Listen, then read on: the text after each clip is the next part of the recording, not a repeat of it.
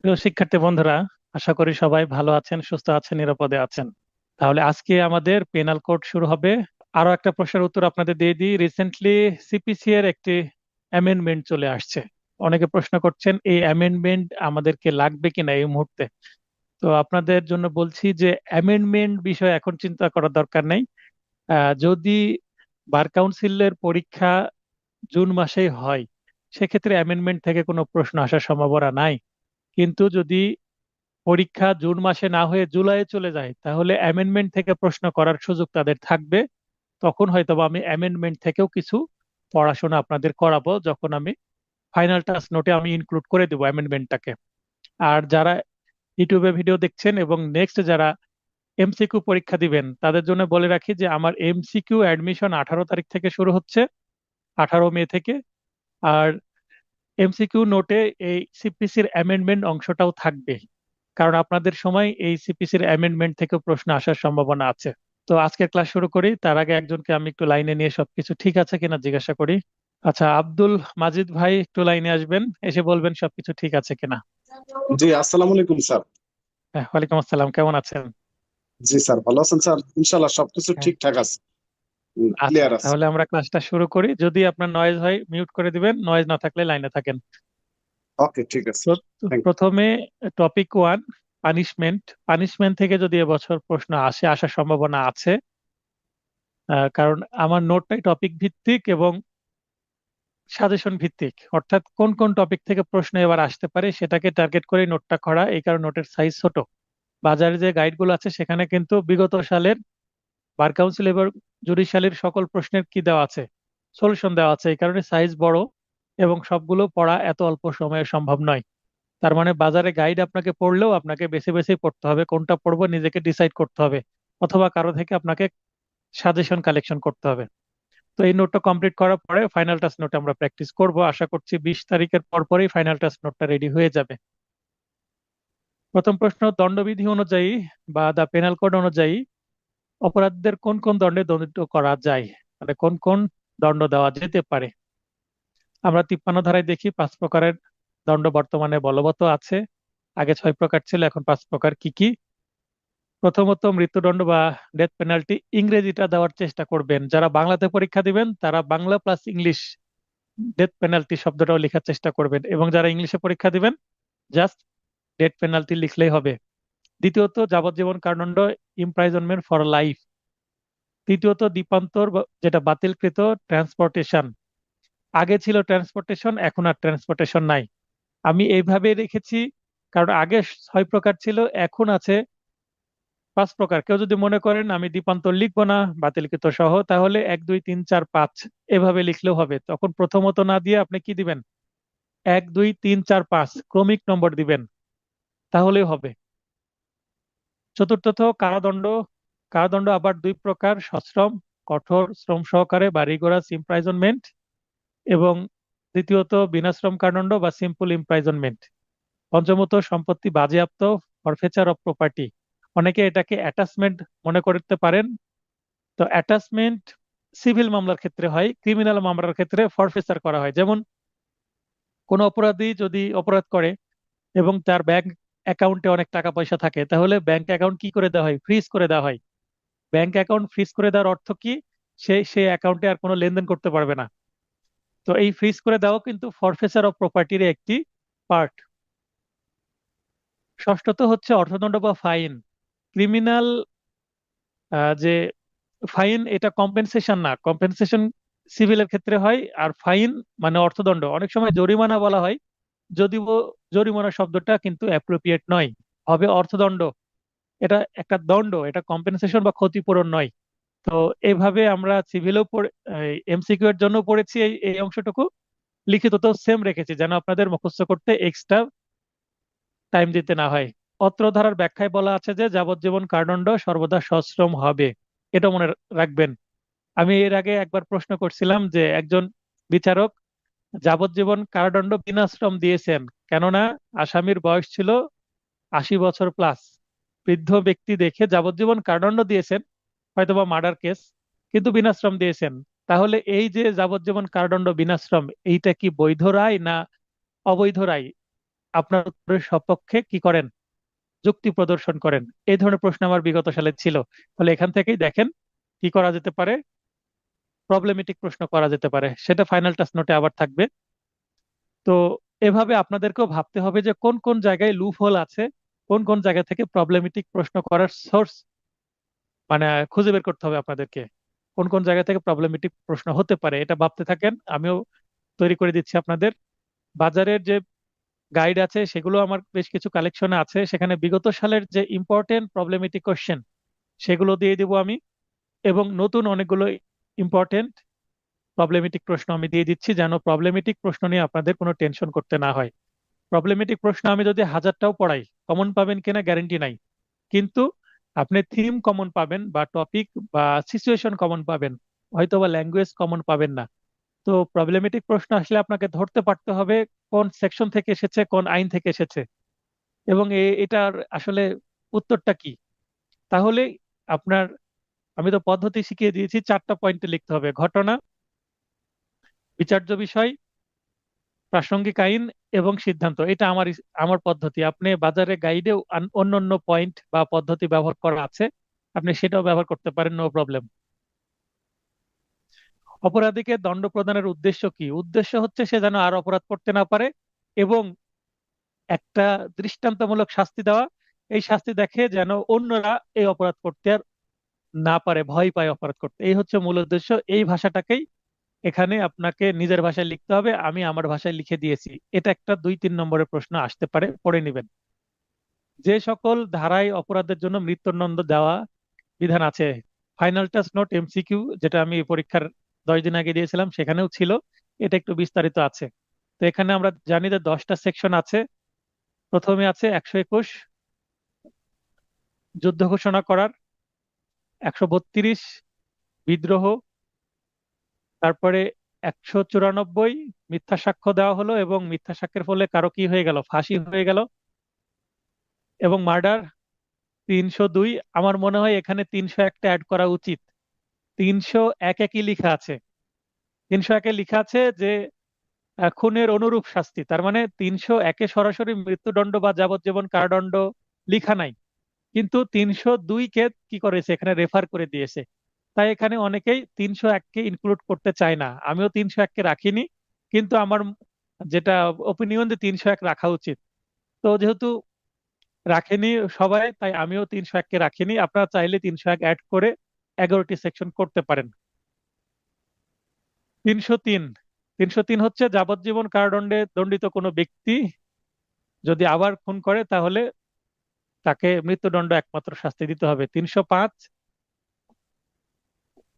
নাবালক বা উন্মাদ ব্যক্তিকে আত্মহত্যায় প্ররোচিত করলে এবং তার ফলে সে যদি আত্মহত্যা করে, 305 অনুসারে কি হবে, মৃত্যুদণ্ড দেওয়া যেতে পারে।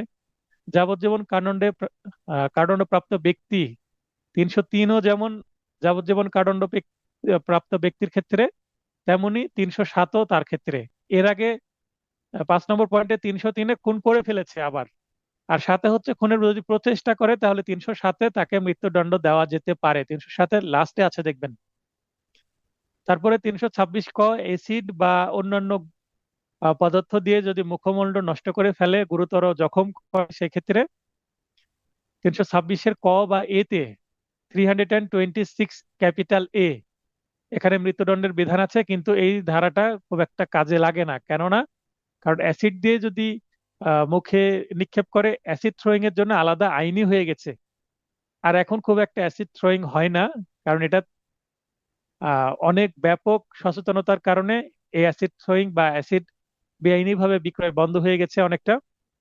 অ্যাভেলেবল না থাকার কারণে অ্যাসিড থ্রোয়িং এর পরিমাণটা কমে গেছে, মাঝখানে অনেক বেড়ে গেছিল।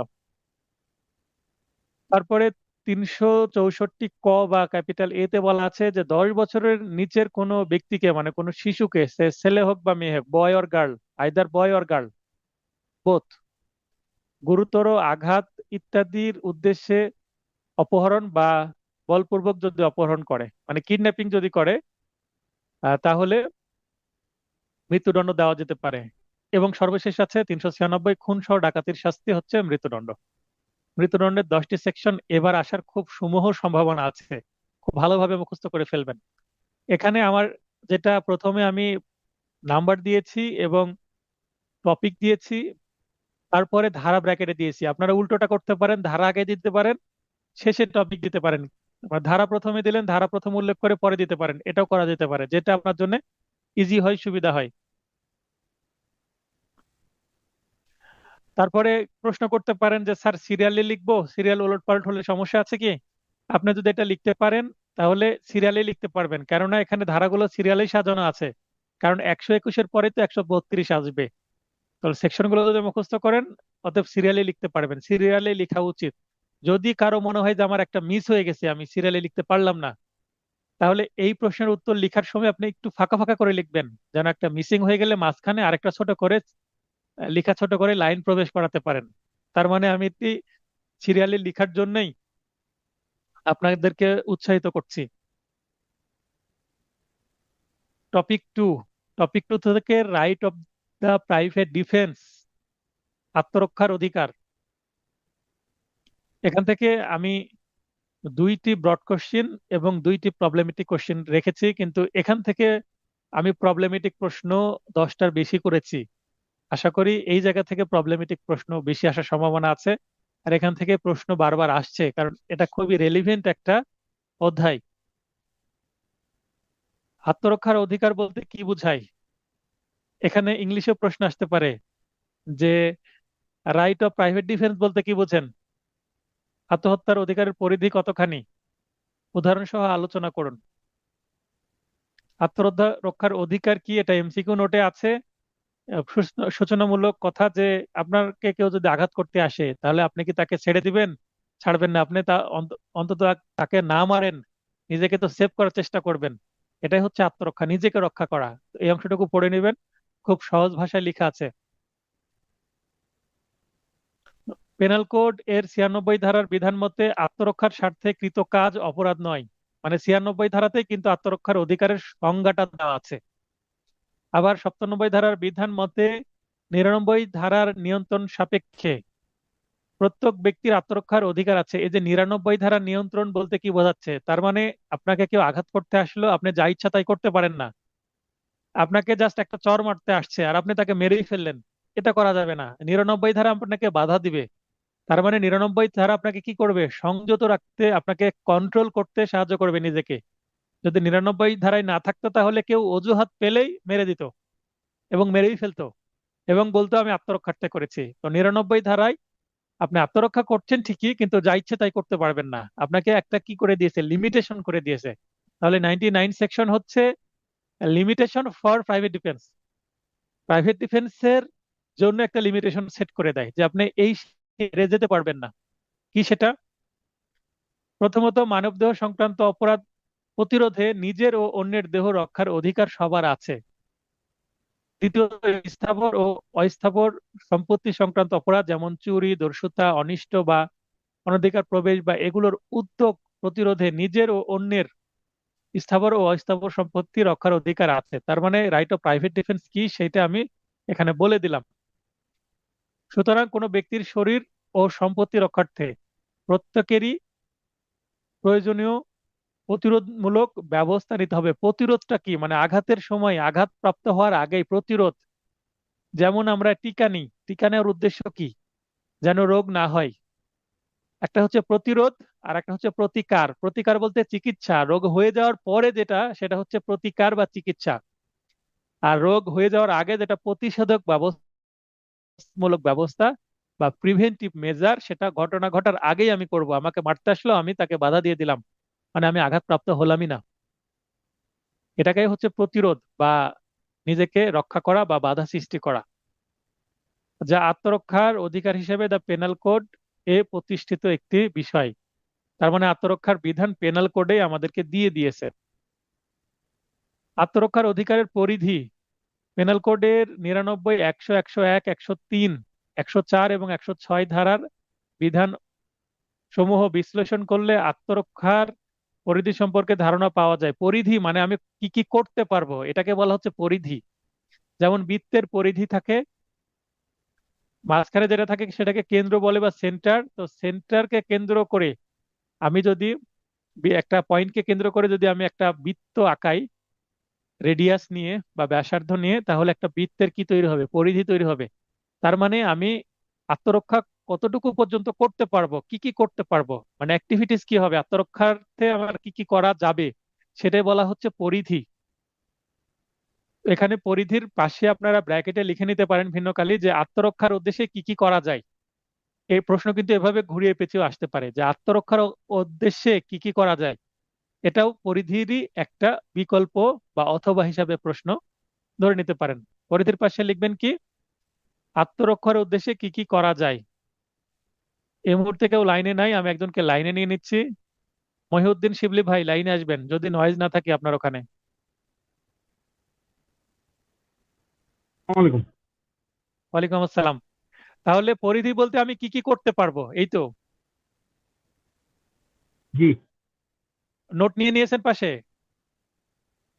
জি আছে। আচ্ছা, তাহলে আমি কি কি করতে পারবো। যদি প্রশ্ন করে যে এইভাবে যদি প্রবলেমেটিক প্রশ্ন আসে বা একটা সিচুয়েশনাল কোশ্চেন তুলে দিয়ে ব্রড কোশ্চেন করলো যে একজন ব্যক্তি আপনাকে হাতে একটা বাঁশের লাঠি নিয়ে আঘাত করতে আসলো, এই পরিস্থিতিতে আপনি কি কি করতে পারবেন, দিয়ে আপনার নম্বর দিয়ে দিল 7।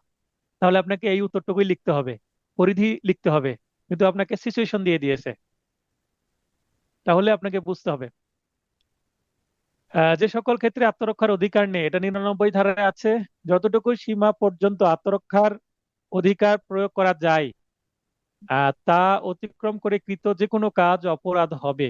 তার মানে এটা আত্মরক্ষার অধিকারের বাইরে গিয়ে কোনো কাজ করলে সেটা অপরাধ হয়ে যাবে সীমা অতিক্রম করলে। আবার সরকারি কর্মকর্তার কর্তব্যের বিরুদ্ধে কৃত কাজও অপরাধ হবে। অর্থাৎ যে ক্ষেত্রে আত্মরক্ষার অধিকার নেই, আত্মরক্ষার অধিকারের পরিধি অর্থাৎ যতটুকু পর্যন্ত প্রয়োগ করা যাবে তা 99 ধারাতেই বর্ণিত আছে। অত্র ধারা মতে আক্রমণকারী যতটুকু ক্ষতি করা প্রয়োজন আত্মরক্ষার অজুহাতে তার অতিরিক্ত ক্ষতি করা যাবে না। মানে আপনাকে কন্ট্রোল করে দিচ্ছে, যেমন একটা বৃত্ত আঁকালাম, বৃত্তের বাইরে আপনাকে যাওয়া যাবে না। আপনারা কিছুদিন আগে এমসিকিউ পরীক্ষা দিয়েছেন যারা নতুন, তারা বৃত্ত ভরাট করলেন না? কি বলা থাকে, বৃত্তের বাইরে যাওয়া যাবে না ভরাট করতে করতে।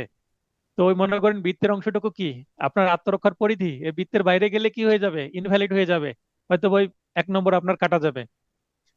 তো তেমনি 99 ধারা বলছে বাইরে যাওয়া যাবে না। তো প্রথমে পরিধিটার বাইরে কি আছে সেটা বর্ণনা করে দিলাম। এরপরে আমরা কি কি করতে পারবো 100 ধারাতে। নিজের ও অন্যের দেহ রক্ষার্থে মৃত্যু ঘটানো যখন অপরাধ নয়। তার মানে 100 ধারায় যে মৃত্যু ঘটানো যায় 6টি ক্ষেত্রে সেটা বলা আছে এখানে। কি কি আমরা আগে থেকে জানি, এমসিকিউ এই পড়াটা আমাদের আগে জানা আছে, এখানে সংক্ষিপ্ত ভাবে দেওয়া আছে, এইভাবে লিখলেই হবে। দেহ রক্ষার্থে মৃত্যু ঘটানো ব্যতীত অন্য যে কোনো ক্ষতি সাধন, এটা 101-এ আছে। মানে মৃত্যু ঘটানো যাবে না, গুরুতর আঘাতও করা যাবে।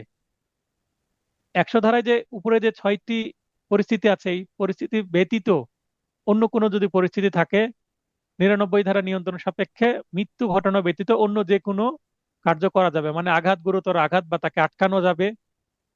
মৃত্যু ঘটানো বাদ দিয়ে যে কোনো ভাবে, যেমন অনেক সময় চোর চুরি করতে আসে, আমরা কি করি, কিছু উত্তম মাধ্যম দিই, উত্তম মাধ্যম মানে মারধর করার পরে বেঁধে রাখা হয়, বেঁধে রাখার পরে পুলিশে খবর দেওয়া হয়, তো এটা করা যাবে, সেটা বলা হচ্ছে। সম্পত্তি রক্ষার্থে মৃত্যু ঘটানো যখন অপরাধ নয়, 103-এ আছে। 4টি ক্ষেত্রে সম্পত্তির প্রতি আক্রমণ প্রতিরোধে আক্রমণকারীর মৃত্যু ঘটানো যাবে। এইটা আমি 2022-23 থেকে কতবার, অসংখ্যবার আমার আগের ভিডিওগুলো দেখবেন যে আমি বোর্ডে করাতাম, খুব সুন্দরভাবে বুঝিয়েছি। 6+4 মোট 10টি ক্ষেত্রে মৃত্যু ঘটানো যায়। এমসিকিউ আমি নানান ভাবে চেষ্টা করেছি আপনাদের আটকানোর, অনেকে আটকে গেছেন। প্রশ্নের মধ্যে থাকে দেহ ও সম্পত্তি, তখন আপনারা 6 উত্তর করেন, কিন্তু উত্তর হবে কত, 10। অনেকেই ধরতে পারেন আমার প্রশ্নের টেকনিক। তো এখানে আছে 4টি ক্ষেত্র, আপনারা এমসিকিউ থেকে জানেন বা এখানে পড়লেই বুঝে যাবেন যারা নতুন আছেন। 5 নম্বর পয়েন্ট, সম্পত্তি রক্ষার্থে মৃত্যু ঘটানো ব্যতীত অন্য যে কোনো ক্ষতি সাধন। দেখেন 100 ধারার সাথে 103 ধারা মিল আছে, আর 101-এর সাথে 104 ধারা মিল আছে। তাহলে 100-র সাথে 103-এর মিল আর 101-এর সাথে 104-এর মিল, মানে ঠিক পরেই আছে।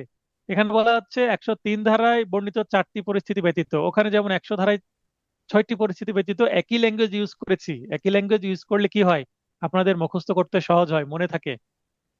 99 ধারা নিয়ন্ত্রণ সাপেক্ষে আক্রমণকারী মৃত্যু ব্যতীত অন্য যে কোনো কার্য অপরাধ হবে না। দেখেন খুবই সংক্ষিপ্ত ভাবে প্রশ্ন উত্তর করা আছে এবং টু দা পয়েন্ট। এইভাবেই কিন্তু পরীক্ষায় লিখতে হবে, তাহলে ভালো নম্বর পাবেন। আগে পয়েন্ট আউট করে দিয়েছি, পয়েন্টের নাম দিয়েছি আমি। 5 নম্বর পয়েন্ট দিলাম, পয়েন্টের আমি হেডিংও দিলাম। তারপরে পয়েন্টের আন্ডারে আমি একটা করে সেন্টেন্স দিয়ে দিছি। খুব এইভাবে আপনাদেরকে ব্রড প্রশ্নের উত্তর লিখতে হবে। পয়েন্ট আউট করে দিলেন, পয়েন্টের টপিক দিয়ে দিলেন, এরপরে পয়েন্টের টপিকের আন্ডারে একটা দুইটা করে সেন্টেন্স দেন, চমৎকার উত্তর হবে। এইভাবে লিখলে সবচেয়ে বেশি নম্বর পাওয়া যায় এবং সময় কম লাগে, মনে রাখাও সহজ। আত্মরক্ষার্থে অপর কোনো নির্দোষ ব্যক্তির ক্ষতি সাধনও করা যায়, 106 আছে। অপরাধী দলের মধ্যে অবস্থানরত শিশু, নির্দোষ শিশু বা কোনো ব্যক্তির ক্ষতি সাধন অপরাধ হবে না। মনে করেন যে একটা আনলফুল অ্যাসেম্বলি হচ্ছে, দাঙ্গায় পরিণত হয়ে গেছে, এখন ঊর্ধ্বতন কর্মকর্তা কি বলেছে, রাবার বুলেট নিক্ষেপ করো, বা আরো গুরুতর হয়ে গেছে, গুলি ছোড়ার অনুমতি দিয়ে দিয়েছে। তখন যদি গুলি ছুড়ে দেয় তো তার মধ্যে কোনো নিরপরাধ যদি ব্যক্তি থাকে বা শিশু থাকে, গুলি রেগে যদি মারা যায়, তারপরেও 106 ধারায় এই কাজটাকে করা হচ্ছে, জাস্টিফাই করা হচ্ছে, অপরাধ হবে না। উদাহরণস্বরূপ, উদাহরণ যেহেতু দিতে বলা হয়েছে, একটা অন্তত উদাহরণ তো দিতেই হবে। ওয়াই এক্স কে বাঁশের লাঠি দিয়ে আক্রমণ করেন। ওয়াই নিজেকে বাঁচানোর জন্য পার্শ্বে পড়ে থাকা অপর একটি বাঁশের লাঠি দিয়ে ওয়াই কে প্রতিরোধ করার চেষ্টা করলে ওয়াই এর ডান হাতে লাঠির আঘাত লেগে ওয়াই এর একটি আঙ্গুল ভেঙে যায়। তার মানে যে প্রথমে মারতে আসলো তাকে মারলো, তারই আঙ্গুল ভেঙে গেল। এক্ষেত্রে এক্স যেহেতু আত্মরক্ষার্থে উক্ত আঘাতটি করেছে, সেহেতু এক্স এর কোনো অপরাধ হবে না। খুবই সিম্পল একটা উদাহরণ দিয়েছি, আমাকে মারতে আসলো, আমি আরেকটা লাঠি তুলে নিয়ে তাকে মারলাম, আমার কিছু হলো না। যে আক্রমণ করতে আসছিল, মানে প্রথমে যে শুরু করেছিল ঝামেলা, তার একটা আঙ্গুল ভেঙে গেল, আমার আর কি হবে না, অপরাধ হবে না। আপনার চেষ্টা করে আরো দু একটা উদাহরণ অ্যাড করতে পারেন, যদি সময় এবং আপনার সামর্থ্য থাকে বা ক্যাপাসিটি থাকে লিখার। পরীক্ষার খাতায় প্রশ্ন কেমন আসছে, মানে প্রশ্ন কেমন আসছে এবং আপনার লিখা কতটুকু এগিয়েছে তার উপর ডিপেন্ড করবে। এবং এই প্রশ্ন যদি কমন আসে, এটা অবশ্যই লেখার চেষ্টা করবেন। কোনো ব্যক্তির শরীর ও সম্পত্তির সম্পত্তি সম্পর্কিত আত্মরক্ষার অধিকার পরিধি কতটুকু, সবিস্তারে আলোচনা করুন। দেখেন একটু আগেই আমি এটা কি করেছি, আলোচনা করেছি। তাহলে এই প্রশ্নটা আমি কেন রাখলাম, এই প্রশ্নটা কেন রাখলাম, কারণ এর আগের প্রশ্নটার মধ্যে পার্থক্য দেখেন। এই প্রশ্ন, প্রথম প্রশ্ন আত্মরক্ষার অধিকার বলতে কি বুঝেন, তার সাথে এই অংশটুকু অ্যাড। আত্মরক্ষার অধিকারের পরিধি কতখানি, উদাহরণ সহ আলোচনা করুন। 2 নম্বর প্রশ্ন, কোনো ব্যক্তির শরীর ও সম্পত্তি সম্পর্কিত আত্মরক্ষার অধিকারের পরিধি কতটুকু বিস্তৃত, সবিস্তারে আলোচনা করুন। দুইটা একই প্রশ্ন। আপনার 1 নম্বর প্রশ্নে জাস্ট আত্মরক্ষার অধিকার বলতে কি বোঝেন এতটুকু অ্যাড করা আছে, ছোট একটা প্রশ্ন। আর এখানে একের দ্বিতীয় অংশ এবং 2 নম্বর প্রশ্নের উত্তর একই, কিন্তু দেখেন প্রশ্নের মধ্যে কিছুটা কি পার্থক্য আছে ভাষায়, উত্তর একই। তো এইভাবে যদি পরিবর্তন করে প্রশ্ন আসে তবুও আপনি যেন লিখতে পারেন, তাই এই ধরনের আমি একটা স্যাম্পল উত্তর রেখেছি। আর অন্যান্য জায়গায় আমি কি করেছি, অথবা দিয়ে একটা করে উত্তরে রেখেছি। এরপরে আমরা চলে যাই একটি প্রবলেমেটিক প্রশ্ন। ওয়াই এক্স কে ধারালো চাপাতি দিয়ে আক্রমণ করেন। এক্স নিজেকে বাঁচানোর জন্য তার রিভলভার থেকে ওয়াই এর প্রতি একটি গুলি ছোড়েন, যা এক্স এর গায়ে লাগে। তাহলে প্রথম গুলি কিন্তু লেগেছে গায়ে, পরবর্তীতে এক্স আরো একটি গুলি ছোড়েন। দ্বিতীয় গুলি করা দরকার কি ছিল বলেন, প্রথম গুলি করলো, গায়ে লাগলো, তার মানে আত্মরক্ষা হয়ে গেল। তারপরে তো চাপাতি নিয়ে আর দৌড়ে আসতে পারবে না। এখানে যদি পরে লাইনটা লেখা থাকতো যে একটা গুলি লাগার পরেও সে চাপাতি নিয়ে দৌড়ে আসছিল এবং আঘাতের চেষ্টা করছিল, এই কথা যদি লেখা থাকতো তাহলে দ্বিতীয় গুলিটা করা কি হতো, জাস্টিফাই হতো। কিন্তু দ্বিতীয় গুলি করা এখানে কি হয়নি, উচিত হয়নি, এই কারণে আত্মরক্ষার অধিকার কিন্তু হবে না এবং এই দ্বিতীয় গুলির কারণে মারা যায়। বর্ণিত ঘটনার ক্ষেত্রে এক্স এর আত্মরক্ষার অধিকার সংক্রান্ত সুবিধা পাবেন কি, কেউ লাইনে আছেন কিনা, শিবলি ভাই? কি আছি। আচ্ছা, এটা আপনার নোটে কি এই যে ঘটনা দিয়ে আছে, না প্রদত্ত প্রশ্নের তথ্যসমূহ এই যে এই ল্যাঙ্গুয়েজ আছে, কি ল্যাঙ্গুয়েজ আছে? ঘটনা দিয়ে আছে। আচ্ছা, আহ, তার মানে এটা আপনাদের নোটে যেভাবে আছে এখানে এভাবে আছে। তাহলে ঘটনা আমরা কোথা থেকে নিব? প্রশ্ন থেকে নিব। বিচার্য বিষয় কোথা থেকে নিব? প্রশ্ন থেকে নিব। এই ইয়েলো হাইলাইটেড অংশটুকু দেওয়া বাধ্যতামূলক না, যদি সম্ভব হয় দিবেন, দিলে ভালো হয়। না দিলে আপনি কি করবেন, জাস্ট এখন যে অংশটুকু আমি করব গ্রিন হাইলাইটেড, এটা দিতে হবে কম্পালসারি, প্রাসঙ্গিক আইন। আচ্ছা, আপনি যদি পয়েন্ট দিতে না চান, ঢালাও ভাবে লিখতে চান, মানে সময় নাই, আপনার সময় নাই, দ্রুত লিখতে চাচ্ছেন, তাহলে আপনি প্রাসঙ্গিক আইন কথাও লিখার না, দরকার নেই। আপনি শুরু করলেন কোথা থেকে? এখানে পেনাল কোড এর 99 ধারার বিধান মধ্যে যতটুকু সীমা পর্যন্ত আত্মরক্ষার অধিকার প্রয়োগ করা যায় তা অতিক্রম করে কৃত যে কোনো কাজ অপরাধ হবে। আমি 99 ধারা কেন আলোচনা করছি? ওই যে দ্বিতীয় গুলি করেছে, যেটা করা উচিত হয়নি, 99 ধারার বিধানকে ভঙ্গ করেছে। দ্বিতীয় গুলি করে 99 ধারার যে পরিধি, বৃত্ত আঁকিয়ে দিয়েছিল, বৃত্তের বাইরে চলে গেছে 99 ধারার বৃত্ত। শিবলে ভাই, বুঝতে পেরেছেন? জি। আত্মরক্ষার অধিকারের পরিধি অর্থাৎ যতটুকু পর্যন্ত প্রয়োগ করা যাবে তা 99 ধারাতে বর্ণিত আছে। তাহলে অত্র ধারা মতে আক্রমণকারীর যতটুকু ক্ষতি করা প্রয়োজন আত্মরক্ষার অজুহাতে তার অতিরিক্ত ক্ষতি করা যাবে না। তার মানে আমি আইনটা বলে দিলাম, এবার এই আইনের সাথে আমার ঘটনাকে কি করাবো, ম্যাচ করাবো। ঘটনাকে ম্যাচ করে দেখবো যে আসলে কি করেছে। সিদ্ধান্ত, প্রশ্নে বর্ণিত সিদ্ধান্ত, ঘটনা ও পেনাল কোডে 99 ধারার বিধান বিশ্লেষণ করে এই সিদ্ধান্তে উপনীত হওয়া যায় যে, দেখবেন যে আমার সিদ্ধান্তে, প্রবলেমেটিক প্রশ্নের প্রতিটা সিদ্ধান্তে এই ধরনেরই ল্যাঙ্গুয়েজ থাকে। তার মানে আপনার ল্যাঙ্গুয়েজটা কি মুখস্থ হয়ে যাওয়ার কথা? আপনি ইচ্ছা করলে নিজের ল্যাঙ্গুয়েজ ইউজ করতে পারেন। আপনার লাইবিলিটি এবং আপনার লিবার্টি আছে এখানে, স্বাধীনতা আছে। এক্স নিজেকে বাঁচানোর জন্য তার রিভলভার থেকে ওয়াই এর প্রতি প্রথম গুলিটি ছোড়ার মাধ্যমে যথাযথ আত্মরক্ষার অধিকার প্রয়োগ করেছিলেন। প্রথম গুলিটা আত্মরক্ষা হয়ে গেছিল।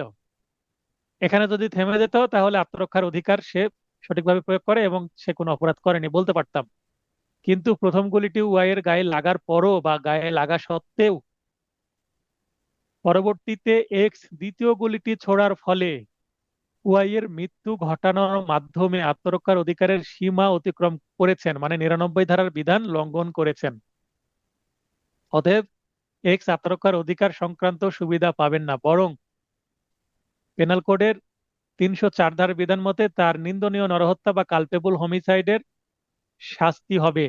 দেখবেন এখানে 300 ধারায় কিন্তু বলা আছে এই ধরনের ঘটনা কি হবে, কালপেবল হোমিসাইড হয়ে যাবে। কারণ আত্মরক্ষার অধিকার যদি লঙ্ঘন করে অতিরিক্ত প্রয়োগ করা হয় তাহলে কিন্তু 300 ধারায় বলা আছে এটা মার্ডার না, কিন্তু কালপেবল হোমিসাইড, এবং এটা আত্মরক্ষার অধিকারও থাকবে না। এটা কে বুঝতে পারেননি হাত উত্তোলন করেন, কথা বলার সুযোগ করে দিচ্ছি। এটা কে বুঝতে পারেননি? এই ধরনের প্রশ্ন আসবে, দেখেন এখানে আপনাকে এই প্রশ্নের উত্তর করার জন্য কয়টা সেকশন জানা লাগবে। আমি উল্লেখ করেছি 2টা সেকশন, 99 এবং 304, কিন্তু আরো একটা সেকশন আপনাকে জানা লাগবে। লোকমান হোসেন, লোকমান হোসেন ভাই লাইনে আসবেন।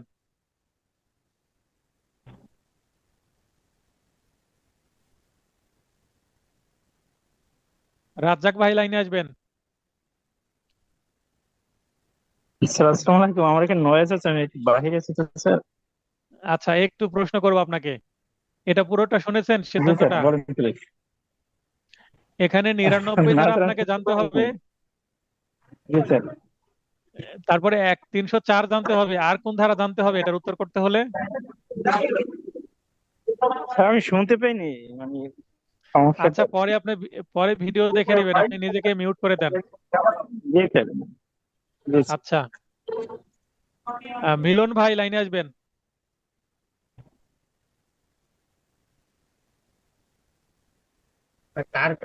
আসসালামু আলাইকুম স্যার। ওয়ালাইকুম আসসালাম, বলেন এখানে আর কি কি ধারা জানতে হবে? শুধু 99 জানতে হবে, 304 জানতে হবে, এবং কি ধারা জানতে হবে এখানে? স্যার আমি একটু স্যার এই আমার বাড়ি ওয়াইফাই পাচ্ছে না, তো মোড়ের মাথায় দোকানে আইছি স্যার, এই জন্য গ্যাদারিং এর ভিতরে, এই জন্য একটু ভালো আপনি শুনতে বাইরে, পাইনি। যারা বাইরে থেকে ক্লাস করবেন অবশ্যই এই একটা কি করবেন, ইয়ারফোন লাগাবেন। হ্যাঁ, জি স্যার। ইয়ারফোন লাগিয়ে শুনবেন। আমিও অনেক বাইরে থেকে ক্লাস করেছি, লাইফে মিটিং করেছি, আমার জুম মিটিং করেছি। স্যার আমি আমার বাড়ি ইয়ারফোন ওয়াইফাই লাগাই। লাইনে সমস্যা হচ্ছে।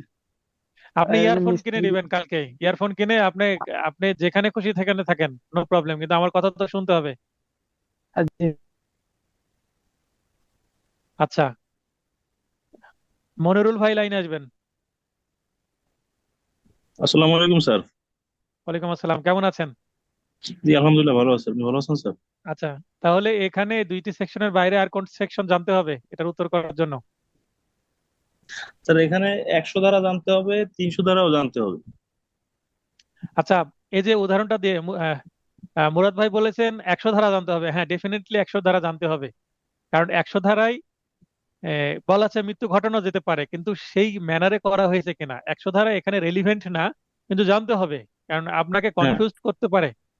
কেউ যদি 100 ধারা না জানেন, তাহলে 100 ধারায় উত্তর করে কি করবেন, যে মৃত্যু ঘটানো যাইতো বলে আপনি উত্তর করে আসবেন যে এটা অপরাধ হয়নি। কিন্তু 100 ধারাটা সঠিকভাবে না জানলে আপনার এটা উত্তর করা যাবে না। তার মানে 100 ধারা জেনেছেন বলে 100 ধারায় যে যাবে না এটা আপনি জানতে পারছেন, তাই নয় কি? জি স্যার। জি তো স্যার। এটাও একটা বিষয়। এই যে উদাহরণটা দেওয়া আছে এখানে, যে প্রশ্নটা করেছি, এটা কোন ধারা থেকে তুলে নিয়ে আসছে কে বলতে পারবে? আপনি বলতে পারবেন মন্ডরুল ভাই? স্যার এটা তো 300 ধারার। হ্যাঁ, এটা ডেফিনেটলি 300 ধারার থেকে ইন্সপিরেশন নিয়ে।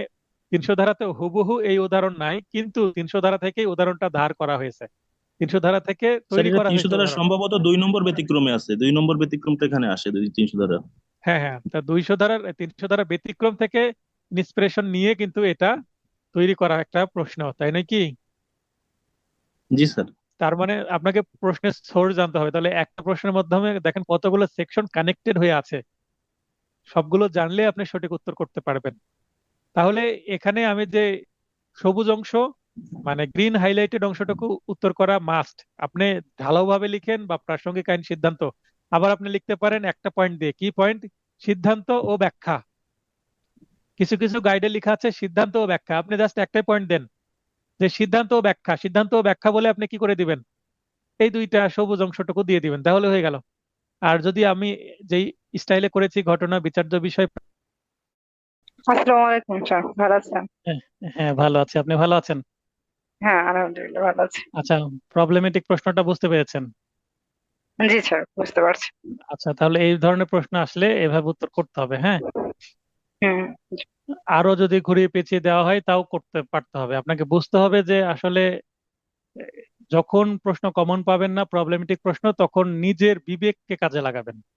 যে সেখানে বিচারক আপনি হলে আপনি কি করতেন, মানে আসলে সিচুয়েশনটাকে ঠান্ডা মাথায় বোঝার চেষ্টা করতে হবে। বোঝার চেষ্টা করে এটা কি হতে পারে, এটা একটা সিদ্ধান্তে যেতে হবে। অনেক সময় ধারা বুঝতে না পারলেও অনেক সময় উত্তর বোঝা যাবে, তো ধারা উল্লেখ না করলেও কিন্তু 5-এ 3 পাওয়া সম্ভব। এরপরে এক্স প্রহিত হওয়ার হুমকির ভয়ে, প্রহিত বলতে মার খাওয়ার ভয়ে, মানে মেরে ফেলবে, বা মেরে ফেলা না, এখানে পিটানোর ভয়ে, আর শারীরিক আঘাতের ভয়ে। প্রহিত বলতে শারীরিক আঘাতের ভয়ে একদল ডাকাতের চরিত্র অবগত থাকা সত্ত্বেও উক্ত ডাকাত দলের সাথে যোগদান করে এবং ডাকাতি করে। এক্ষেত্রে এক্স প্রহিত হওয়ার হুমকির ভয়ে, আর এখানে প্রহিত বলতে সম্ভবত অপহরণকে বোঝাচ্ছে, মানে ধরে নিয়ে চলে যাবে। হ্যাঁ, তা প্রহিত বলতে অপহরণ বা ধরে নিয়ে চলে যাবে, এটা হচ্ছে অ্যাবডাকশন। হ্যাঁ, অ্যাবডাকশন হওয়ার ভয়ে ডাকাতিতে অংশগ্রহণ করে, মানে ডাকাত একজন ব্যক্তিকে ডাকাত দলে সে বলল চল আমাদের সাথে, না গেলে তোকে জোর করে ধরে নিয়ে যাব, কিডন্যাপ করে। এই ভয়ে সে গেল এবং ডাকাত দলে অংশগ্রহণ করলো ডাকাতিতে। তাহলে এখানে আত্মরক্ষার অধিকারের আশ্রয় লাভের অধিকারী হবে কিনা, তার মানে এই ডাকাত দল যদি মামলায় ধরা পড়ে এবং এই এক্স যদি আসামি হয় মামলায়, এক্স কি বলতে পারবে তার সাথে কি কাহিনী হয়েছে, সে কেন এই ডাকাত দলে আসলো, এবং এই কাহিনী আদালতকে বলে রক্ষা পাবে কিনা, আত্মরক্ষার অধিকার সে উপভোগ করতে পারবে কিনা। তো হুম। এখানে ঘটনা আছে, বিচার্য বিষয় প্রশ্ন থেকে সরাসরি ধার নিয়ে নেব আমরা, এবং প্রাসঙ্গিক আইনটা আমরা 102 ধারায় আছে দেহ রক্ষার অধিকারের আরম্ভ ও স্থিতিকাল সম্পর্কে বর্ণিত হয়েছে। 102 ধারার বিধান মতে কি বলা হচ্ছে? দেহ রক্ষার অধিকারের আরম্ভ দেহের প্রতি আশঙ্কা দেখা দেওয়ার সঙ্গে সঙ্গে, যেমন ধমক দেওয়া থেকে আরম্ভ হতে পারে। তার মানে যখন ডাকাত দল এই এক্স এর সামনে আসলো, এসে তাকে কোনো কিছু বলতে শুরু করলো, তখনই কিন্তু তার আত্মরক্ষার অধিকার কি স্টার্ট হয়ে গেল, আরম্ভ হলো। স্থিতিকাল মানে কতটুকু, সেটা সীমাবদ্ধ থাকবে, মানে কতটুকু পর্যন্ত আত্মরক্ষার অধিকার বলবৎ বা ডিউরেশন কতটুকু। যতক্ষণ ক্ষতির আশঙ্কা থাকে, মানে যতক্ষণ ডাকাত দল তার সামনে আছে এবং যতক্ষণ হুমকি দিচ্ছে যে আমাদের সাথে যেতে হবে, হুমকি দিয়ে যদি চলে যায় না নিয়ে, তাহলে তো ভিন্ন কথা। কিন্তু যদি থাকে এবং যতক্ষণ না রাজি হচ্ছে ততক্ষণ তাকে প্রেশারাইজ করছে, ততক্ষণ পর্যন্ত এই আত্মরক্ষার অধিকারও তার থাকবে, ততক্ষণ পর্যন্ত দেহ রক্ষার অধিকার বিদ্যমান থাকবে। তাহলে 102 ধারাটা প্রাসঙ্গিক আইন এখানে। আসলে 102 ধারার মধ্যেই বলা আছে এই বিষয়টা। সিদ্ধান্ত, প্রশ্নে বর্ণিত ঘটনা এবং পেনাল কোডের 102 ধারার বিধান বিশ্লেষণ করে এই সিদ্ধান্তে উপনীত হওয়া যায় যে, দেখেন একই ল্যাঙ্গুয়েজ ইউজ করেছে আমি, যেহেতু এক্স ডাকাত দলের দ্বারা নিজেকে প্রহিত তথা অপহরণ হওয়া হতে, এখানে অপহরণই হবে। আমি এটা পরে রিসার্চ করে বের করেছিলাম। ইংরেজি যে ভার্সান প্রশ্নের, ইংলিশ ভার্সান দেখে, এটা একটু বিগত সালের প্রশ্ন, ইংলিশ ভার্সন দেখে আমি পেয়েছিলাম যে এটা অ্যাবডাকশন হবে। আপনার নয়েজ হওয়ার কারণে আপনি একটু নিজেকে মিউট করে দেন। আর রক্ষার জন্য নিরুপায় হয়ে উক্ত ডাকাত দলের চরিত্র সম্পর্কে অবগত থাকা সত্ত্বেও উক্ত ডাকাত দলের সাথে যোগদান করে। ধরে নিয়ে চলে যাবে, না গিয়ে তো উপায় নাই। বরং রাজি হয়ে গেলে চড়থাপ্পড় অন্তত হবে না, মানে সহজে যদি যায়। আর যদি না যেতে চায়, মার দিয়ে জোর করে নিয়ে যাবে। তো বাধ্য হয়ে সে গেছে এবং ডাকাতি করেছে। যেহেতু এক্স এক্ষেত্রে পেনাল কোডের প্রদত্ত আত্মরক্ষার অধিকারের আশ্রয় লাভের, মানে সেহেতু এখানে যেহেতু সে বাধ্য হয়ে গিয়েছে, সেহেতু সে আশ্রয় লাভের অধিকারী হবে। এটা সিম্পল একটা প্রশ্ন, কমন সেন্স খাটালে কিন্তু উত্তর দেওয়া সম্ভব। জাস্ট 102 ধারায় কিন্তু তাকে পারমিট করছে। এটা অনেকেই কত ধারা হবে বুঝতে পারবেন না, কিন্তু এটা ডেফিনেটলি 102 ধারা আছে। বাজারে কিছু গাইড আছে 102 ধারা দেওয়া আছে, আবার কিছু গাইড আছে 102 ধারা ভিন্ন অন্য ধারা দেওয়া আছে, আবার কিছু ধারায় আবার বলা আছে এখানে আত্মরক্ষার অধিকার পাবে না। তার মানে কনফিউশন আছে। তো আপনাদের এটা নিয়ে যদি কারো প্রশ্ন থাকে যে স্যার এটা 102 ধারা হবে না কিংবা আত্মরক্ষার অধিকার পাবে না, তাহলে এই মুহূর্তে আপনার আর্গুমেন্ট আমার কাছে করতে পারেন। যদি আমার সিদ্ধান্তের সাথে একমত না হন, 102 ধারা এবং আত্মরক্ষার অধিকারের লাভের অধিকারী হবে এটার সাথে কেউ যদি ভিন্ন মত পোষণ করেন, এই মুহূর্তে আর্গুমেন্টে চলে আসেন, হাত উত্তোলন করেন, কথা বলেন। আর যদি এটা মেনে নেন, আমি কি করি, অগ্রসর হই। হ্যাঁ, মহিউদ্দিন ভাই বলেন। স্যার এখানে একটা জিনিস আমি দেখলাম যে এখানে দণ্ডবিধির 94 ধারার সঙ্গে একটা মিল পাওয়া যাচ্ছে, যেখানে বলা হচ্ছে যে হুমকির ফলে বাধ্য হয়ে কোনো কৃত কাজ। তো এখন বিষয়টা এই ধারাটা কি উল্লেখ করা যেতে পারে উত্তরে? এখানে ওই ধারাটাও আপনি সাপ্লিমেন্টারি হিসেবে নিয়ে আসতে পারেন, কিন্তু 102 ধারাটা আপনাকে কম্পালসারি দিতে হবে। বুঝতে পেরেছি, বুঝতে ধন্যবাদ। পেরেছেন? সেটা আপনি দিতে পারেন, কিন্তু সেটা কম্পালসারি না, কিন্তু এটা কম্পালসারি। কারণ আমি বিশ্লেষণ করে দেখেছি, সেটাও আমার নলেজে এসেছিল। কিন্তু আমি চেষ্টা করেছি একাধিক ধারা ইনক্লুড করা, অ্যাভয়েড করার জন্য, না হলে অনেকের জন্য মনে রাখা জটিল হয়ে যায়। টপিক 3, অ্যাবেটমেন্ট বা প্ররোচনা। এটাও এবার আসার খুব ভালো সম্ভাবনা আছে এবং অ্যাবেটমেন্ট থেকে প্রচুর প্রবলেমেটিক প্রশ্ন করা যায়। কারণ অ্যাবেটমেন্ট 107 থেকে শুরু করে প্রায় 120 পর্যন্ত অনেকগুলো সেকশন। অ্যাবেটমেন্ট বলতে কি বুঝেন? অপরাধে প্ররোচনা বা অপসহায়তা, অনেকগুলো বাংলা নাম আছে, দেখে নেবেন। প্ররোচনা দাতা কাকে বলে দেখে নিই। অপরাধে প্ররোচনা, এটা এমসিকিউ প্রশ্ন এবার এসেছিল। 107 ধারায় অ্যাবেটমেন্টের সংজ্ঞা আছে এবং এখানে বলা আছে কয় উপায়ে করা যায়, 3 উপায়ে।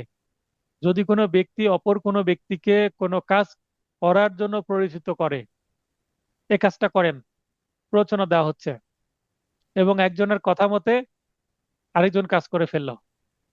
যদি কোনো ব্যক্তি কোনো বিষয়ে বা কার্য সম্পাদনের জন্য এক বা একাধিক ব্যক্তিবর্গের সাথে কোনো ষড়যন্ত্রে লিপ্ত হয়। আচ্ছা, ষড়যন্ত্রের সংজ্ঞাও কিন্তু আমরা পাই কোথায়?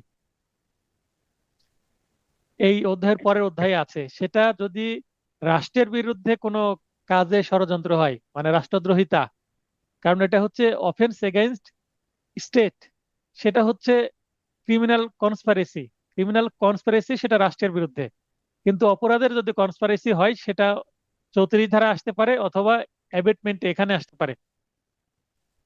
তার মানে রাষ্ট্রের বিরুদ্ধে যদি ষড়যন্ত্র হয় সেটা ষড়যন্ত্র, ক্রিমিনাল কনস্পিরেসি। কিন্তু কোনো রাষ্ট্রবাদে অন্য কোনো ব্যক্তিগত কোনো কাজে, মানে অন্যান্য কোনো অপরাধ যদি হয়, সেক্ষেত্রে এই ষড়যন্ত্রটা কিন্তু ওই পূর্ব পরিকল্পনা 34 ধারা যেটা আছে, 34, 35, 36, 37, 38 এই সেকশন গুলোর সাথে ম্যাচ করবে অথবা অ্যাবেটমেন্টের সাথে ম্যাচ করবে। যদি কোনো ব্যক্তি কোনো কাজ সম্পাদনের মাধ্যমে অথবা বেআইনিভাবে ওই কাজ করা হতে বিরত থেকে কোনো অপরাধ সংগঠনে ইচ্ছাকৃতভাবে সাহায্য করে। মনে করেন যে একজন ব্যক্তি এটিএম বুথ সবাই চিনি, যেখান থেকে টাকা উত্তোলন করা হয় কার্ডের মাধ্যমে। ডাচ বাংলা ব্যাংকের হলে আবার রকেটে টাকা থাকলেও মোবাইল ব্যাংকিং এর টাকাও তোলা যায় সেখানে। এটিএম বুথে মনে করেন একজন ব্যক্তি পাহারা দিচ্ছে, সিকিউরিটি গার্ড। এখন তার সাথে কথা বলা হলো যে আমরা এখানে এটিএম বুথে ঢুকবো, এখানে আমরা এটিএম বুথের টাকা কি করব, অন্যায়ভাবে নিয়ে যাব, মানে হ্যাক করে হোক বা ওই মেশিন খুলে হোক নিয়ে যাব। আপনি কিছু বলবেন না, আপনাকে আমরা এত টাকা দিব। তাহলে এটিএম বুথে যিনি সিকিউরিটি গার্ডের দায়িত্ব পালন করছিলেন তার দায়িত্ব ছিল সেটাকে রক্ষা করা, কিন্তু সে যোগসাজশ করে টাকা চুরি করতে আসছে বা লকার ভেঙে নিয়ে যাবে ক্ষয়ক্ষতি করে, তারপরেও সে জেনে কি করলো, বাধা দিল না। তাহলে 3 ধারার শর্ত পূরণ করলো সে, তার মানে সে অ্যাবেটমেন্ট করলো। কিছু না করে জাস্ট বসে থেকে আমার সামনে কি কাজ হচ্ছে, চুরি হচ্ছে, কিন্তু আমি বাধা দিলাম না, তাহলে এটা অ্যাবেটমেন্ট হয়ে যাবে। কারণ সেই কাজটা একজন সিকিউরিটি গার্ডের দায়িত্ব ছিল সেটা বাধা দেওয়া, দেখভাল করার, কিন্তু সে রক্ষক হয়ে সেই কাজটা কি করলো না, বাধা দিল না, সেভ করলো না। তাহলে এটা অ্যাবেটমেন্টের মধ্যে পড়ে যাবে। তার মানে কোনো কাজ না করে অ্যাবেটমেন্ট করা যায়, সেটা বোঝা যাচ্ছে। অতএব বোঝা গেল যে যদি কোনো ব্যক্তি উস্কানি দেয়, উস্কানি মানে কাজ করতে বলে বা প্ররোচিত করে বা উদ্বুদ্ধ করে, ষড়যন্ত্র করে বা আদেশ দেয় বা ইচ্ছাকৃতভাবে কোনো ব্যক্তিকে বেআইনি কাজ করতে সহায়তা করে, সিকিউরিটি গার্ডের মতন, বা অপরাধ হিসাবে স্বীকৃত সেই কাজগুলি করতে সেই ব্যক্তিকে প্রলুব্ধ করা হয়, তাহলে সেটা অপরাধ সংগঠনের সহায়তা হিসেবে গণ্য হবে। তাহলে শেষে আমি কি দিয়ে দিলাম, একটা টার্মিনাল স্টেটমেন্ট বা কনক্লুশন, উপসংহার। তাহলে প্রথমে আমি দেখেন সূচনা দিয়ে দিয়েছি 2-3টা সেন্টেন্স দিয়ে, তারপরে 7 ধারার বর্ণনা দিয়ে দিয়েছি, শেষে আবার একটা কি দিয়ে দিয়েছি, উপসংহারও দিয়ে দিয়েছি। একটা কমপ্লিট প্যাকেজ দিয়ে দিয়েছি ছোট্ট করে। 3 বা 2 নম্বরের জন্য পারফেক্ট উত্তর। 5 নম্বরের জন্য যদি হয়, অ্যাবেটমেন্ট কাকে বলে বা টিকা লিখতে আসে 5 নম্বরের জন্য, অ্যাবেটমেন্ট কাকে বললেও এটা লিখতে হবে 3 নম্বরের জন্য পারফেক্ট উত্তর ম্যাক্সিমাম। যদি 5 নম্বরের জন্য আসে এর সাথে একটা উদাহরণ যুক্ত করে দিবেন, তাহলে 5 নম্বরের জন্য হয়ে গেল উত্তর। আবারও বলছি, 3 নম্বরের জন্য হলে এতটুকুই যথেষ্ট, টিকা হোক বা সংক্ষিপ্ত উত্তর প্রশ্ন। 5 নম্বরের জন্য যদি আসে এর সাথে আপনি একটা বা দুইটা উদাহরণ সেট করে দেন, আপনার কি হয়ে গেল, 5 নম্বরের উত্তর হয়ে গেল। সবকিছু আমি বলে দিচ্ছি, ভিডিও দেখলে ক্লিয়ার হবেন। সবকিছু তো আর রেডি করে দেওয়া যাবে না, কারণ আপনার কিছু নিজের সৃজনশীলতাও কাজে লাগাতে হবে। রিটেন কোশ্চেন নিজের সৃজনশীলতা কাজে লাগাতে হবে। আপনি কোন পেশে আসতে চাচ্ছেন, অ্যাডভোকেসি, লার্নেড লয়ার হবেন, অ্যাডভোকেট হবেন। আপনি সৃজনশীল না হলে এই পেশায় টিকতে পারবেন না। সৃজনশীলতা না থাকলে অ্যাডভোকেট হিসেবে ভালো করা যাবে না। তাই আমি চেষ্টা করেছি এই নোটটাকে সংক্ষিপ্ত করা, আপনার বেসিক তৈরি করা এবং সৃজনশীলতা দেখানোর একটা জায়গা। আমি সবকিছুই যদি দিয়ে দিই আপনি সৃজনশীলতা দেখাতে পারবেন না। তবে হ্যাঁ, আমি ফাইনাল টাস্ক নোটে অনেক কিছু দিয়ে দিব। তার মধ্যে এই নোটটা কমপ্লিট করে আপনার বেশ কিছু ক্লাস টেস্ট নিয়ে দেবো, এখানে আপনি সৃজনশীল দেখানোর আপনার সুযোগ থাকছে। ফাইনাল টাস্ক নোট পাওয়ার পরে আপনার অনেকটা সৃজনশীলতা নষ্ট হয়ে যাবে, কারণ সেখানে অনেক কিছু দিয়ে দেওয়া হবে। তবে আপনি সৃজনশীল চর্চা করার সময়টা এখানে পাচ্ছেন। ফাইনাল টাস্ক নোটে যে প্রশ্নগুলো থাকবে, উত্তরগুলো থাকবে, এবং যে কিছু মডেল টেস্ট থাকবে। আমি তারপরেও মডেল টেস্ট যেমন নিব, যেমন এমসিকিউ ফাইনাল টাস্ক নোটে যে মডেল টেস্ট ছিল এর বাইরেও আমি প্রশ্ন করেছি, তেমনি আপনাদের মডেল টেস্টে আমি নতুন প্রশ্ন থাকছে, ফাইনাল টাস্ক নোটের বাইরেও নতুন প্রশ্ন থাকবে। আপনাদের সৃজনশীল মানে মনোভাবটা কেমন এবং নতুন প্রশ্ন দেখে আপনি মডেল টেস্টে সে রিয়াক্ট কেমন করছেন, পুরো প্রায় 2 মাসের প্রস্তুতির পরেও, সেটা তো আমাকে দেখতে হবে। তাই মডেল টেস্ট সবসময় কি আনকমন কিছু প্রশ্ন থাকবেই, কমন প্রশ্নও থাকবে। প্ররোচনা দাতা মানে অ্যাবেটর, যিনি প্ররোচনা দিচ্ছেন বা অপসহায়তাকারী, এখানেও সূচনা আছে। 8 ধারায় বলা আছে 3টি ক্ষেত্রে প্ররোচনা দেওয়াই যথেষ্ট, অপরাধী সংগঠিত হোক বা না হোক। মানে আমি একজনকে বললাম যে মিস্টার এক্স কে খুন করতে হবে, খুন করতে পারলে আমি 10 লক্ষ টাকা দিব। তো সে রাজি হলো না। সে রাজি হোক বা না হোক, আমার অপরাধ হয়ে যাবে, কারণ আমি একজনকে প্ররোচনা দিচ্ছি। এটাই কি, খুনের প্ররোচনা দেওয়ার জন্য অপরাধ আমার হয়ে যাবে। আমি যাকে বললাম সে যদি রাজি হোক আর না হোক, সে কাজটি করুক আর না করুক, এখন সে যদি এটা পুলিশের কাছে বলে দেয় যে মিস্টার অ্যাডভোকেট শহীদুল ইসলাম আমাকে বললো যে মিস্টার এক্স কে খুন করতে হবে, তাহলে আমার নামে মামলা হয়ে যাবে ডেফিনেটলি, জাস্ট প্ররোচনা দেওয়ার জন্যই। শিশু বা অপ্রকৃতিগ্রস্ত, অপ্রকৃতিগ্রস্ত বলতে কি বোঝায়, কে বলতে পারবেন? অপ্রকৃতিগ্রস্তর ইংরেজি কি? ইনসেইন। ইনসেন। আনসাউন্ড মাইন্ড মানে অসুস্থ মস্তিষ্ক, পাগল সাধারণ ভাষায়। তো পাগল দেখবেন পেনাল কোডের কোথাও পাগল শব্দটা লেখা নাই, যদিও আমি নোটে কোনো জায়গায় লিখেছি। তো পাগল শব্দটা কিন্তু সভ্য শব্দ না। আইনের ক্ষেত্রে অপ্রকৃতিগ্রস্ত বা উন্মাদ, মানসিক ভারসাম্যহীন, মানসিকভাবে অসুস্থ, এই ধরনের শব্দ ব্যবহৃত হবে। তো কোনো শিশু বা কোনো মাথা নষ্ট ব্যক্তিকে যদি আমরা অপরাধে প্ররোচনা দান করি, তাহলে সেটাও কিন্তু কি হবে, এই ধারার অপরাধ হবে। ষড়যন্ত্রের সদস্য রূপে সহায়তা করলেও কিন্তু কি হবে, এই ধারার অপরাধ হবে। এবং 108 ধারাতে, 107 ধারার অপরাধ করলে 108 ধারাতে তার নাম কি হবে, অ্যাবেটর।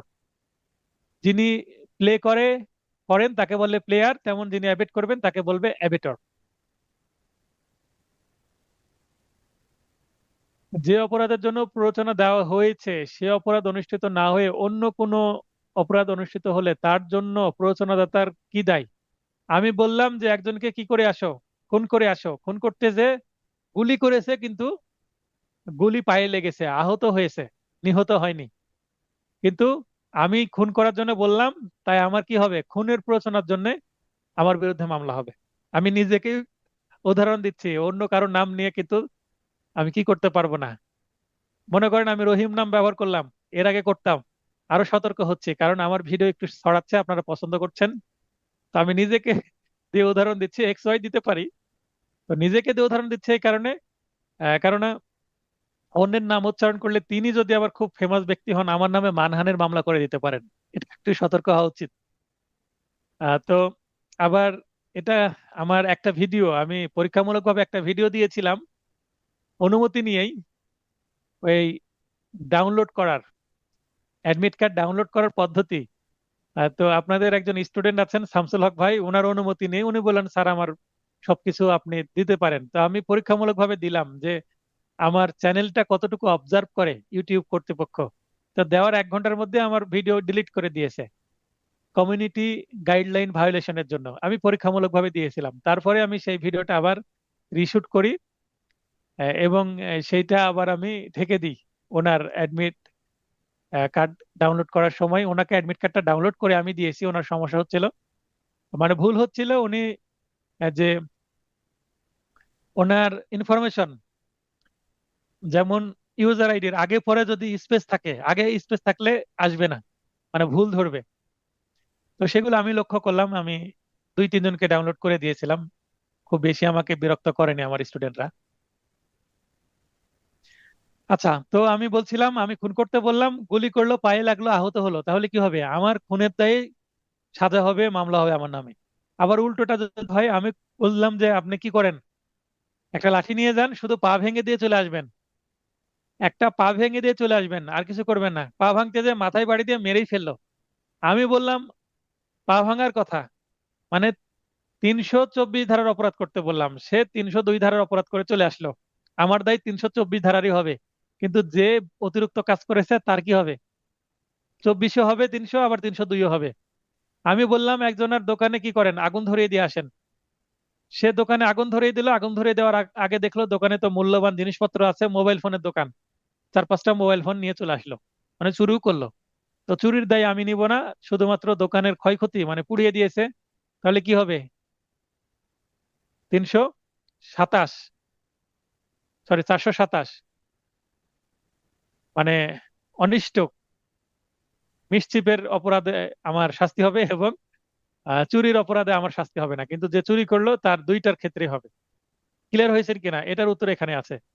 ভিন্ন কার্যে অপসহায়তা বা প্ররোচনার ফলাফল 11তে আছে। এখানে আইনের নামটা দ্য পেনাল কোড ইংলিশে লিখবেন। 111 ধারার বিধান মতে যে অপরাধের জন্য প্ররোচনা দেওয়া হয়েছে সে অপরাধ অনুষ্ঠিত না হয়ে অন্য কোনো অপরাধ অনুষ্ঠিত হলে, মানে অপরাধটা ছোট হোক বা বড় হোক, অপরাধের গ্র্যাভিটি ছোট হোক বা বড় হোক, যে অপরাধের জন্য প্ররোচনা দেওয়া হয়েছে তার জন্য প্ররোচনাদাতাকে এমন ভাবে দায়ী করা যাবে যেন সে যে কাজের জন্য প্ররোচনা দিয়েছিল উক্ত কাজটি সংগঠিত হয়েছে, যদিও ভিন্ন কাজ হয়েছে ধরে নিতে হবে ওটাই হয়েছে, এবং সেটার জন্য তাকে সাজা দিতে হবে। মানে যে কাজে প্ররোচনা সেই কাজের সাজা, ওই কাজটা হোক বা তার থেকে ছোট কাজ হোক বা বড় কাজ হোক বা কাজ না হোক, তবুও তার সাজা হবে। উক্ত প্ররোচনার ফলস্বরূপ ভিন্ন অপরাধটি সংগঠিত হয়েছে, এরকমও যদি হয়। আবারও বলছি, যে কাজের জন্য আমি বললাম সে কাজটি হোক বা না হোক, মানে অপরাধ করতে আমি যাকে বললাম সে রাজি হোক বা না হোক, আমার সাজা হবেই প্ররোচনা দেওয়ার জন্যই। যদি ছোট কাজ হয় তবুও হবে, যে কাজ করতে বললাম তার থেকে বড় কাজ হলেও হবে, কিন্তু আমি যে কাজের জন্য বললাম সেই কাজের জন্যই হবে। আশা করি এটা ক্লিয়ার হয়েছেন। এখান থেকে কিন্তু প্রবলেমেটিক প্রশ্ন হতে পারে। এই 111 ধারার মূল বক্তব্য আমি এখানে কনসেপ্ট দিয়ে দিলাম, এখান থেকে প্রবলেমেটিক প্রশ্ন আসার সম্ভাবনা আছে, ভালো সম্ভাবনা আছে। প্রবলেমেটিক প্রশ্ন, এ, বি এবং সি বিষ প্রয়োগে জেড এর মৃত্যু ঘটানোর জন্য ষড়যন্ত্র করে। এখানে ষড়যন্ত্র দেখে আবার ঘাবড়ে যাবেন না, ষড়যন্ত্র ক্রিমিনাল কনস্পিরেসি চলে আসতে পারে মনে করবেন, কিন্তু না, এটা অ্যাবেটমেন্ট। ষড়যন্ত্রের অংশ হিসাবে এ বিষ সংগ্রহ করার জন্য বি কে টাকা দেয়, তাহলে এ হচ্ছে বস, সে শুধুমাত্র টাকা দিল কিন্তু সে আর কিছু করবে না, তার মানে দূর থেকে সে কাজ করবে, তাহলে এ এখানে ডেফিনেটলি একজন কি অ্যাবেটর। বিষ সংগ্রহ করে বি উক্ত বিষ সি কে অর্পণ করে, তার মানে এবার ওই এর দেওয়া টাকা নিয়ে বি কোথায় গেল? দোকানে গেল, কীটনাশকের দোকানে গিয়ে ওখান থেকে একটা বিষ নিল, বিষ নিয়ে সি কে দিল, এবার সি জেড কে খাওয়ালো। সি উক্ত বিষ দ্বারা জেড এর মৃত্যু ঘটায়, হয়তোবা সি আর জেড এর পারিবারিক সম্পর্ক আছে, একই পরিবারের হতে পারে বা কোনো আত্মীয় স্বজন হতে পারে, বা সি এর দ্বারা সম্ভব জেড কে মারার, হয়তোবা জেড একটা নিয়মিত একটা রেস্টুরেন্টে যায়, সেখানে কফি পান করে, কফির মধ্যে বিষ মিশাই দিল সি, সি হয়তো একটা ওয়েটার বা শেফ, তার মানে সি এর সম্ভব জেড কে বিষ খাইয়ে হত্যা করা, তাই সি কে এখানে রাজি করানো হয়েছে। এখানে এ বি সি তিনজন মিলে মিটিং করেছে, ষড়যন্ত্র করেছে, এ টাকা দিয়েছে, বি সে টাকা দিয়ে বিষ কিনেছে, সি কে দিয়েছে, সি এবার জেড এর খাবারে দিয়ে, বা হয়তোবা জেড এর চিকিৎসা চলছিল, সি একজন নার্স, নার্স হয়তোবা স্যালাইনের মধ্যে পুশ করে দিয়েছে বিষ। ঘটনা যাই হোক না কেন, এটা হচ্ছে বেসিক। তো এই প্রশ্নকে কিন্তু সিচুয়েশন চেঞ্জ করে দিতে পারে, রেস্টুরেন্টের ওয়েটার সাজাই দিতে পারে সিকে, তারপর নার্স করে দিতে পারে সিকে, ডাক্তার করে দিতে পারে সিকে, আবার সিকে করে দিতে পারে যে ওই জেড এর ওয়াইফ করে দিতে পারে। তো সিচুয়েশন যাই হোক না কেন, প্রশ্নের উত্তর একই হবে। এবার জেড এর মৃত্যুর জন্য এ, বি এবং সি এর দায় দায়িত্ব আলোচনা করুন। তো সমভাবে তো সবাই দায়ী হবে। ঘটনা এবং বিচার্য বিষয় প্রশ্ন থেকে ধার নিয়ে নিলেন, সরাসরি হুবহু উত্তর, মানে হুবহু সেন্টেন্স নিতে পারেন বা নিজে বানিয়েও দিতে পারেন। প্রাসঙ্গিক আইন 107 ধারায় অ্যাবেটমেন্টের সংজ্ঞা দেওয়া আছে, অ্যাবেটমেন্ট কি সেটা একটু আগে পড়লাম, সেটা তুলে দিলাম। সিদ্ধান্তটা কি? সিদ্ধান্ত ও ব্যাখ্যা কথাটাও লিখতে পারেন, নো প্রবলেম, সিদ্ধান্ত লিখলেই হবে, কারণ সিদ্ধান্তের সাথে অটোমেটিক ব্যাখ্যা চলে আসবে। তো তথ্য সমূহ এবং 107 ধারায় যেটা বলা আছে সেটা মিলে আমরা এ বি সি এর ষড়যন্ত্র, এ বি এবং সি ষড়যন্ত্র করে পরস্পরকে সহযোগিতার মাধ্যমে, এই যে সহযোগিতা শব্দটা আমি কি যুক্ত করলাম, মানে একটু সৃজনশীলতা দেখালাম, বিষ প্রয়োগ করে জেডকে খুন করেছে। উক্ত ষড়যন্ত্রের অংশ হিসেবে এ বিষ সংগ্রহ করার জন্য টাকা প্রদান করে, বি বিষ সংগ্রহ করে এবং সি উক্ত বিষ প্রয়োগ করে জেডকে মৃত্যু ঘটায়। দেখেন এই কথাটা কিন্তু লিখা আছে, কিন্তু আমি এটা এক সেন্টেন্সে দিয়ে দেওয়ার চেষ্টা করেছি। এখানে সি স্পষ্টত দণ্ডবিধির 302 ধারায় খুনের জন্য অভিযুক্ত হবে, তাহলে সি তো ডিরেক্ট খুন করেছে, তাহলে সি এর জন্য খুন। এ ও বি উক্ত খুনের সহায়তার জন্য 107 ধারার বিধান মতে দোষী হবে এবং তাদের বিরুদ্ধে দণ্ডবিধির 302 ধারা এবং 109 ধারায় অভিযোগ গঠন করে বিচার করা যাবে। এখন এখানে দেখেন 107 আসছে, 109 কেন আসলো এটা ব্যাখ্যা করতে পারবেন কেউ? 109 কেন আসলো এটা কেউ বলবেন? শিবলি ভাই লাইনে আছেন, বলেন। হাসনা আপু লাইনে আসবেন, বলেন 109 ধারা কেন আসলো এখানে? হাসনা আপু। আসসালামু আলাইকুম স্যার, আমি খুব অসুস্থ ছিলাম, হাসপাতাল থেকে এই মাত্র স্যার ব্লাড টেস্ট করে আসলাম। 3 দিন ধরে অসুস্থ স্যার। আচ্ছা, হাসনাপার জন্য সবাই দোয়া করে দেন, আল্লাহ যেন ওনাকে দ্রুত সুস্থতা দান করুন। ব্লাড টেস্ট করে আসলাম স্যার, আল্লাহর রহমতে আজকে জ্বর আসে আচ্ছা, নাই। আপনি ক্লাস করছেন, ধন্যবাদ, আপনি তাহলে একটু রেস্ট নেন। আচ্ছা, আকাশ ভাই লাইনে আসার চেষ্টা করছিলেন, আকাশ ভাই লাইনে আসেন। আকাশ। আসসালামু আলাইকুম স্যার। ওয়ালাইকুম আসসালাম, বলেন।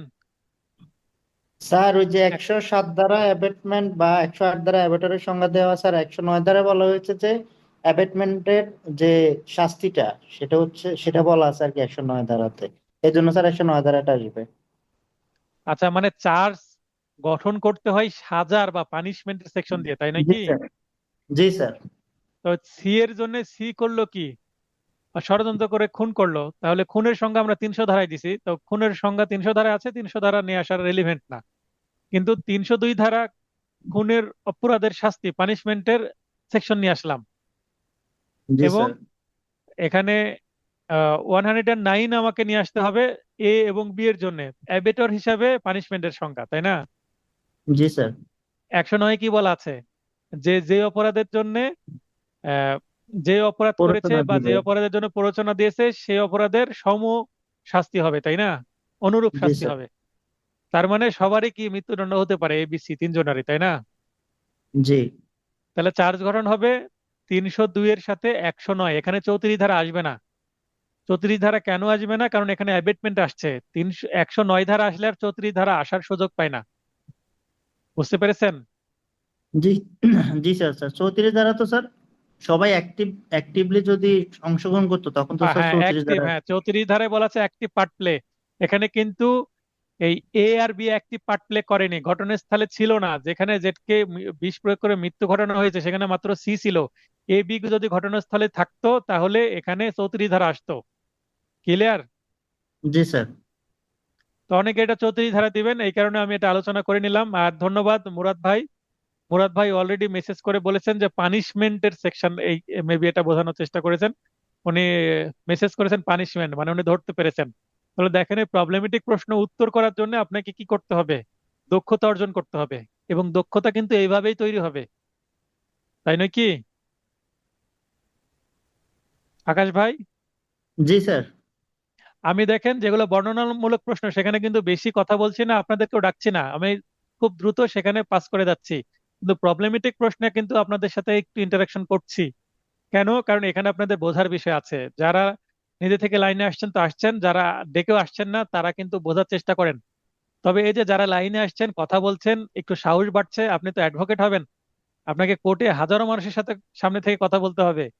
আমি প্রথম হিয়ারিং করতে গিয়ে আমার কিছুটা কি হতো, কথা বেঁধে যেত।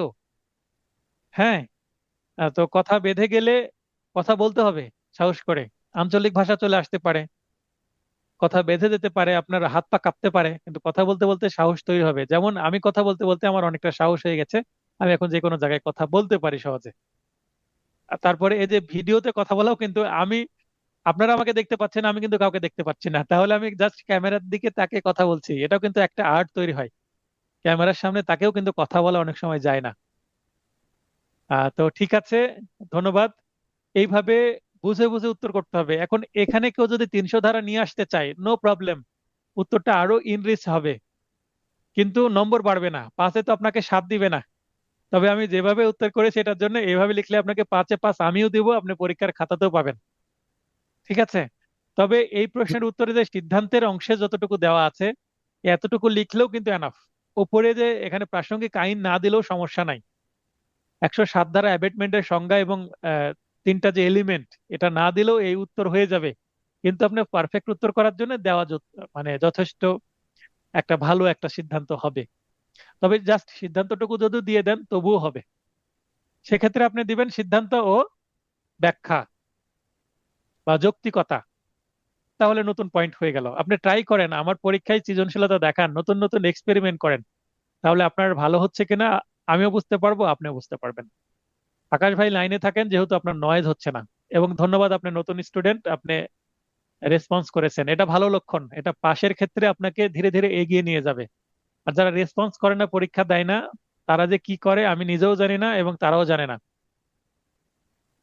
টপিক 4, আজকের সর্বশেষ topic, offences against the public tranquillity, জনশান্তি বিরোধী অপরাধ। বাংলাদেশের যে পরিস্থিতি, অনেক জনশান্তি বিরোধী অপরাধ হচ্ছে। জনশান্তি বিরোধী অপরাধের মধ্যে একটা মানে বাজওয়ার্ড বলতে যে শব্দটা খুব বেশি ব্যবহৃত হচ্ছে সোশ্যাল মিডিয়ায় এবং বাস্তবে, এই শব্দটা হচ্ছে কি? Mob justice. মব জাস্টিস বলতে জনগণ পিটিয়ে হত্যা করে ফেলছে, মানে কেউ চুরি করলো, কেউ অপরাধ করলো, পিটিয়ে হত্যা করলো, এটা মুভ জাস্টিস। মানে জনগণ নিজের হাতে আইন তুলে নিয়ে ইনস্ট্যান্ট একটা সাজা দিয়ে দিচ্ছে। তো এই মুভ জাস্টিসটাও কিন্তু একটা জনশান্তি বিরোধী অপরাধের মতোই। এটা কিন্তু extra judicial activities. Judicial activities বলতে কেউ কেউ ব্যক্তি যদি অনেক অপরাধীও হয়, যত বড়ই অপরাধ করুক না কেন, তাকে কিন্তু কি করা যাবে না, বিচারের বাইরে মানে বিচার বহির্ভূত কোনো সাজা দেওয়া যাবে না, চড়থাপ্পড়ও দেওয়া যাবে না।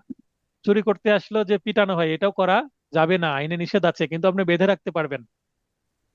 কিন্তু আপনাকে যদি চোর আঘাত করতে আসে, চুরি করতে আসছে, আপনি তাকে আটকাতে গেছেন, আপনাকে কিল ঘুষি মেরে দিল, আপনি কি থেমে থাকবেন? আপনি কিল ঘুষি আটকানোর জন্য আপনিও দু একটা কিল ঘুষি মারতে পারেন, আপনার আত্মরক্ষার্থে যতটুকু করা যায় ততটুকু করবেন, এর বাইরে করা যাবে না। 99 ধারায় সবসময় মনে রাখবেন, আপনারা আইনের স্টুডেন্ট, টুডে টুমোরো আপনারা অ্যাডভোকেট হবেন, অবশ্যই আপনাকে কি করতে হবে, সংযত আচরণ করতে হবে।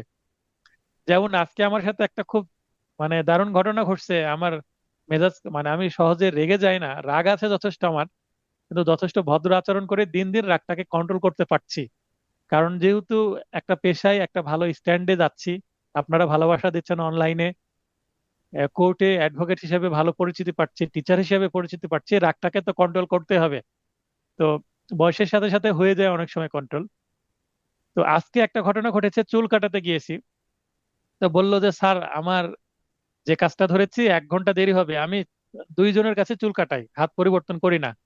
তো তার মধ্যে 1 নম্বর যে ছিল তাকে বললাম, সে বললো 1 ঘন্টা পরে আমার ফ্রি হব। 1টার সময় গেছি, 2টার সময় বললো ফ্রি হব। ওকে। আর আরেকজন মাথায় টুপি পরে থাকেন, হুজুর মানুষ, তো বললো যে স্যার, আমি এটার পরে জাস্ট নামাজ পড়বো, জামাতে জামাতে নামাজ পড়ার পরে আমি ফ্রি হব। আমি বললাম আমি কার্ড দিলাম এবং বললাম যে যে ফ্রি হবে আগে আমাকে ফোন দিবেন, আমার নাম্বার আছে তাদের কাছে জানি, তারপরে আমি আবার কার্ড দিলাম যে আমাকে ফোন দিবেন। আমি কিন্তু ড্রেস চেঞ্জ করলাম না, আমি এভাবে থাকলাম এবং আপনাদের আশায় থাকলাম, আমি 1 ঘন্টা পরে আবার আসছি, আর এর মধ্যে ফাঁকা হয়ে গেলে আমাকে ডেফিনেটলি ফোন দিবেন।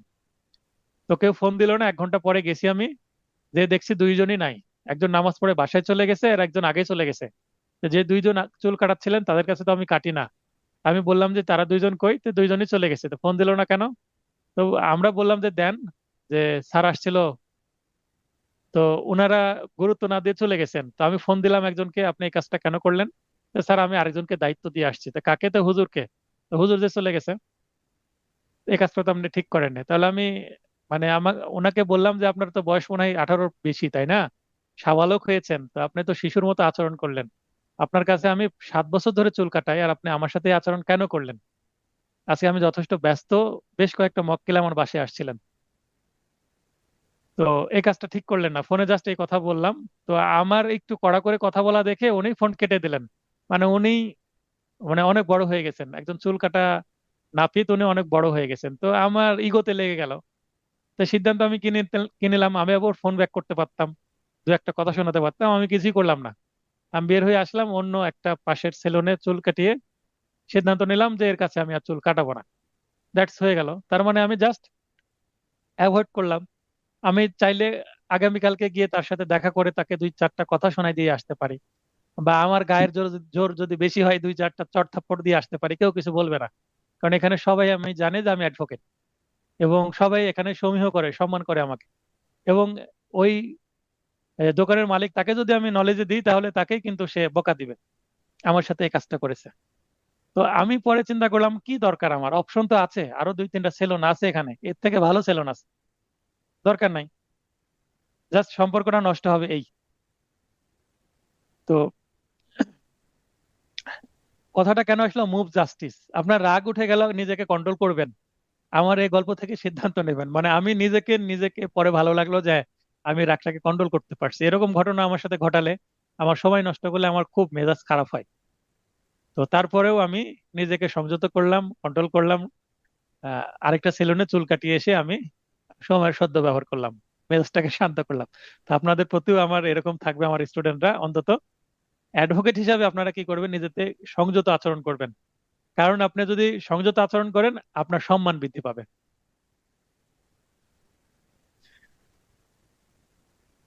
তো এখানে দেখেন যে এইটা কিন্তু আমি জনশাস্তি বিরোধী অপরাধ, এই আপনাদের এই যে মুরাদ ভাই আমাকে একটা মেসেজ দিয়েছেন যে এটা এমসিকিউ প্রশ্ন এসেছিল, এবং কোন অধ্যায়ের বিষয়বস্তু আমার সর্ব 25 তারিখে পরীক্ষায় 24 তারিখে একটা মডেল টেস্ট নিয়েছিলাম আমি, সেখানে কিন্তু আমার এই প্রশ্ন ছিল যে পাবলিক ট্র্যাঙ্কুইলিটি বিরোধী অপরাধ কত অধ্যায়ের বিষয়বস্তু, 8, 8ম অধ্যায়। এটাই কিন্তু আবার পরের দিন, একদিন আগে আমি প্রশ্ন করলাম, একদিন পরে কিন্তু কি চলে আসছে, প্রশ্নটা চলে আসছে। যদিও প্রশ্ন আমি 2-3 দিন আগে করেছি, রাজশাহীতে থাকা অবস্থায় প্রশ্ন করে আমি মোবাইল ফোনে করে নিয়ে গেছি।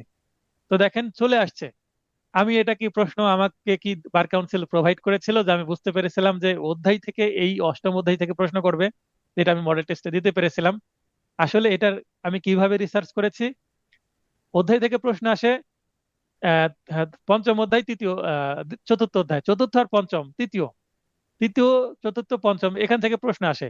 তো আমি এর সাথে অ্যাড করেছি কি কি, দ্বিতীয় অধ্যায়, তারপরে 8ম অধ্যায়, আর 16 এবং 17তম অধ্যায়, এই 5টার মতো অধ্যায় আমি অ্যাড করে আপনাদেরকে পড়িয়েছি, এবং বারবার আমি প্রশ্ন সেট করেছি। তো সেখান থেকে আপনার কাজে লেগে গেছে। তার মানে যারা প্রশ্ন করছে তাদের চিন্তা চেতনার সাথে আমার চিন্তা চেতনা অনেকটা ম্যাচ করে গেছে, তাই আমি প্রশ্ন কমন দিতে পেরেছি। এটা ছাড়া অন্য কিছু না, কোনো কানেকশন বা লিঙ্ক নাই। বেআইনি সমাবেশ বা আনলফুল অ্যাসেম্বলি কাকে বলে? কখন একটি সমাবেশ বেআইনি সমাবেশ হিসেবে গণ্য হয়? তাহলে এই টপিক থেকে প্রশ্ন আসাটা রেলিভেন্ট, কারণ দেশের পরিস্থিতি তো এরকম। যিনি প্রশ্ন করবেন তার বাড়ির পাশেও কিন্তু এরকম পরিস্থিতি তৈরি হবে, তাই পরিস্থিতি দেখেও উনি কিন্তু প্রশ্ন তৈরি করতে পারেন। এইভাবেই ভাবতে হবে আপনাদের, আমিও এইভাবেই ভাবি। বেআইনি সমাবেশ বা আনলফুল অ্যাসেম্বলি, যখন একটি সমাবেশ বেআইনি সমাবেশ হিসেবে গণ্য হয়, আপনারা জাস্ট পড়ে নেবেন। এখানে 5টি ক্ষেত্র আছে, 141 ধারায় আছে, এমসিকিউ এ হুবহু নোট এভাবে আছে।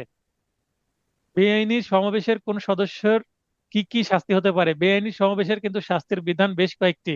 বেআইনি সমাবেশে যোগদানের শাস্তি 43, মারাত্মক অস্ত্রে সজ্জিত হয়ে বেআইনি সমাবেশে যোগদানের শাস্তি 144। জাস্ট পড়ে নিবেন। ছত্রভঙ্গ করার নির্দেশের পরেও বেআইনি সমাবেশে অবস্থানের শাস্তি 145। তাহলে এখানে সংজ্ঞা দেওয়া আছে 141-এ, এবং 43, 44, 45 তিন জায়গায় কি দেওয়া আছে, শাস্তির বিধান আছে। প্রথমে 6 মাস, তারপরে গুলো 2 বছর করে। দাঙ্গা বা রাইটিং 146-এ সংজ্ঞা আছে, তার মানে বেআইনি সমাবেশ শেষ যেখান থেকে, সেখান থেকে দাঙ্গা শুরু। দাঙ্গা আর বেআইনি সমাবেশের মধ্যে পার্থক্য হচ্ছে, সহিংস বেআইনি সমাবেশকে কিন্তু দাঙ্গা বোঝায়। মানে বেআইনি সমাবেশে যদি সহিংসতা চলে আসে বা বল প্রয়োগ করে, ফোর্স অর ভায়োলেন্স, তাহলে সেটা দাঙ্গা বা রায়োটিং হয়ে যাবে। হ্যাঁ, তো যেটা আলোচনা করছিলাম, দাঙ্গা। তো এখন দেশের পরিস্থিতি, মুভ জাস্টিস, এই ধরনের পরিস্থিতি হচ্ছে, বিভিন্ন জায়গায় বিভিন্ন সহিংসতা হচ্ছে। তো এই টপিকটা এই কারণে রেলিভেন্ট। আশা করছি যে এই টপিক থেকেও প্রশ্ন চলে আসতে পারে। তো একটু আগে দেখলাম আমরা আনলফুল অ্যাসেম্বলি এর পানিশমেন্ট, এবার দাঙ্গার পানিশমেন্ট। তো আনলফুল অ্যাসেম্বলির পানিশমেন্ট লিখার স্টাইল আমি এক ধরনের রেখেছি, দেখেন 1, 2, 3 সিরিয়ালে এভাবে দিয়ে দিয়েছি। এবং রাইটিং লিখার দাঙ্গার শাস্তি সমূহ, এটার দেখেন আরেকভাবে দিয়েছি। তো উপরে যে স্টাইল আছে সেই স্টাইলেও দিতে পারেন, আবার এই স্টাইলেও দিতে পারেন। মানে উপরে কিন্তু এখানে বিষয়বস্তুকে আমি টপিক হিসাবে রেখেছি, তারপরে তার আন্ডারে সেন্টেন্স দিয়েছি। আর এখানে কি স্টাইলে দিয়েছি, ধারা 147-এর বিধান মতে দাঙ্গার শাস্তি ন্যূনতম 2 বছর সশ্রম বা বিনাশ্রম কারাদণ্ড বা অর্থদণ্ড বা উভয় দণ্ড, এভাবে দিয়েছি। আচ্ছা, পয়েন্ট টু বি নোটেড, আপনাদের সতর্ক করছি যে আমার এমসিকিউ নোটে যেভাবে শাস্তির বিধান উল্লেখ করা আছে, যেমন এখানে অনূর্ধ্ব 2 বা অনধিক 2 বছর, তারপরে ব্র্যাকেটে স/বি, তারপরে অবলিক অর্থদণ্ড অবলিক উভয়, এইভাবে লেখা আছে। তো দয়া করে এমসিকিউ নোটে যে সংক্ষিপ্ত পদ্ধতি আছে সেই পদ্ধতিতে আপনারা শাস্তির বিধান লিখবেন না। লিখিত পরীক্ষায়, আমার পরীক্ষার খাতায়, ইভেন ইভেন বার কাউন্সিলের পরীক্ষার খাতাতে আপনারা এই স্টাইলে শাস্তির বিধান লিখবেন। সংক্ষিপ্ত পদ্ধতিতে লিখলে হবে না, সেটা আপনার মনে রাখার জন্য, কিন্তু লিখতে হবে আপনাকে পূর্ণ সেন্টেন্স ব্যবহার করে এইভাবে। এর আগে ক্লাস টেস্টে অনেকে এইভাবে লিখেছেন, তাই আমার মনে হলো আমি বলে দিলাম, সতর্ক করে দিলাম। আর আপনাদের ক্লাস টেস্টের খাতা আমি এখনো দেখতে শুরু করিনি। এই ক্লাস টেস্টের খাতায় কি করেছেন সেটা জানি না, তবে পেনাল কোড থেকে যেহেতু নেক্সট উইক পরীক্ষা হবে, তাই আমি আগে বলে দিলাম। ধারা 147-48-এর বিধান মতে, তার মানে আমরা আনলফুল অ্যাসেম্বলি 3টি সাজা আছে 3টি সেকশনে, আর রায়োটিং বা দাঙ্গার সেকশন আছে 2টি পানিশমেন্টের। 48-এ বলা হচ্ছে মারাত্মক অস্ত্রে সজ্জিত হয়ে দাঙ্গা করার শাস্তির অনূর্ধ্ব 3 বছর সশ্রম বা বিনাশ্রম কারাদণ্ড বা অর্থদণ্ড বা উভয় দণ্ড। এখানে আনলফুল অ্যাসেম্বলিতে আমরা দেখলাম যে মারাত্মক অস্ত্র সজ্জিত হয়ে বেআইনি সমাবেশে যোগদানের শাস্তি 144-এ 2 বছর, এখানে 148-এ 3 বছর। বেআইনি সমাবেশ এ মারাত্মক অস্ত্র, দাঙ্গায় মারাত্মক অস্ত্রের মধ্যে একটু পার্থক্য আছে। এখানে দেখেন যে এক্ষেত্রে দাঙ্গায় অংশগ্রহণকারী প্রত্যেক সদস্যের নিকট মারাত্মক অস্ত্র থাকতে হবে। 148 ধারায় কাউকে সাজা দিতে হলে তার হাতে অবশ্যই কি থাকতে হবে, অস্ত্র থাকতে হবে। তাহলে 148 ধারায় তাকে সাজা দেওয়া যাবে, না হলে আনলফুল অ্যাসেম্বলি অনুসারে সাজা হবে। আনলফুল অ্যাসেম্বলি হচ্ছে কেউ যদি মারাত্মক অস্ত্র একজন রাখে, মারাত্মক অস্ত্র একজন রাখলো, আর আরো 4-5 জনের কাছে কোনো অস্ত্রই নাই বা সাধারণ অস্ত্র আছে, তারপরেও সেখানে শাস্তি দেওয়া যাবে। কিন্তু 148 ধারায় মারাত্মক অস্ত্র সহ দাঙ্গার শাস্তি দিতে হলে সবার হাতে অস্ত্র থাকতে হবে এবং প্রতিটাই মারাত্মক অস্ত্র হতে হবে। এই হচ্ছে পার্থক্য, basic distinguishment between the section of 144 and 148। তাহলে এখানে প্রবলেমেটিক প্রশ্ন আসতে পারে, এই জায়গা থেকে ঘটনা তুলে দেওয়া হলো, কোন ধারায় কি শাস্তি হবে এটা বুঝে উত্তর করতে হবে। বেআইনি সমাবেশ, আনলফুল অ্যাসেম্বলি এবং দাঙ্গা বা রাইটিং এর মধ্যে পার্থক্য, খুবই গুরুত্বপূর্ণ প্রশ্ন। পার্থক্য প্রতিবার এসেই থাকে। 2003 সালের যে প্রশ্ন, এখানে আমার যে এই নোটের আগের ভার্সন 2003 সালের ভার্সন থেকে কিন্তু বেশ কিছু পার্থক্য কমন ছিল। আমার 23 সালের ভার্সন থেকে, যদিও 22 এবং 23-এর রিটেন প্রশ্ন, বিগত 2টি প্রশ্ন খুবই কঠিন ছিল। 3টি কেন, বিগত 4টি প্রশ্নই কঠিন। 20 সালে 19 ডিসেম্বর পরীক্ষা হয়, সেটা তো ভাঙচুর করেই 5টি কেন্দ্রের পরীক্ষাও বাতিল হয়ে গেছিল প্রশ্ন কঠিনের কারণে। কঠিন বলতে গতানুগতিক প্রশ্ন না, একেবারে মানে ভিন্ন ধাঁচের প্রশ্ন। তাই কামরুল হাসান ভাই দ্রুত লাইনে আসবেন। ভাই, হ্যাঁ বলেন। যে ভাই আমি বলছি যে বেআইনি সমাবেশে একজন যদি মারাত্মক অস্ত্র শস্ত্র নিয়ে সমাবেশে যোগদান করে, সেক্ষেত্রে কি সবারই ওই মারাত্মক অস্ত্র শস্ত্র নিয়ে সাজা হবে, না ওই একজনেরই হবে? সবারই হবে, একের দোষে 10-এর শাস্তি। আচ্ছা, জি ধন্যবাদ। ঠিক আছে, ধন্যবাদ আপনাকেও প্রশ্ন করার জন্য। নয়েজ না হলে লাইনে থাকেন। তাহলে এই পার্থক্যটাও খুবই গুরুত্বপূর্ণ, কারণ 19 ডিসেম্বর 2020, 27 ফেব্রুয়ারি 2021 এই দুইটি পরীক্ষা হয়। তারপরে 22 সালের যে পরীক্ষাটা হয়, তারপরে 23 সালে যে পরীক্ষা হয়, মোট 4টি আমরা প্রশ্ন দেখতে পাচ্ছি। বিগত 4টি প্রশ্নই কিন্তু পার্থক্য প্রচুর এসেছে। তাও পার্থক্য আসার মতো কিন্তু এটা একটা জায়গা। আশা করছি এই প্রশ্নটা 99% চলে আসতে পারে।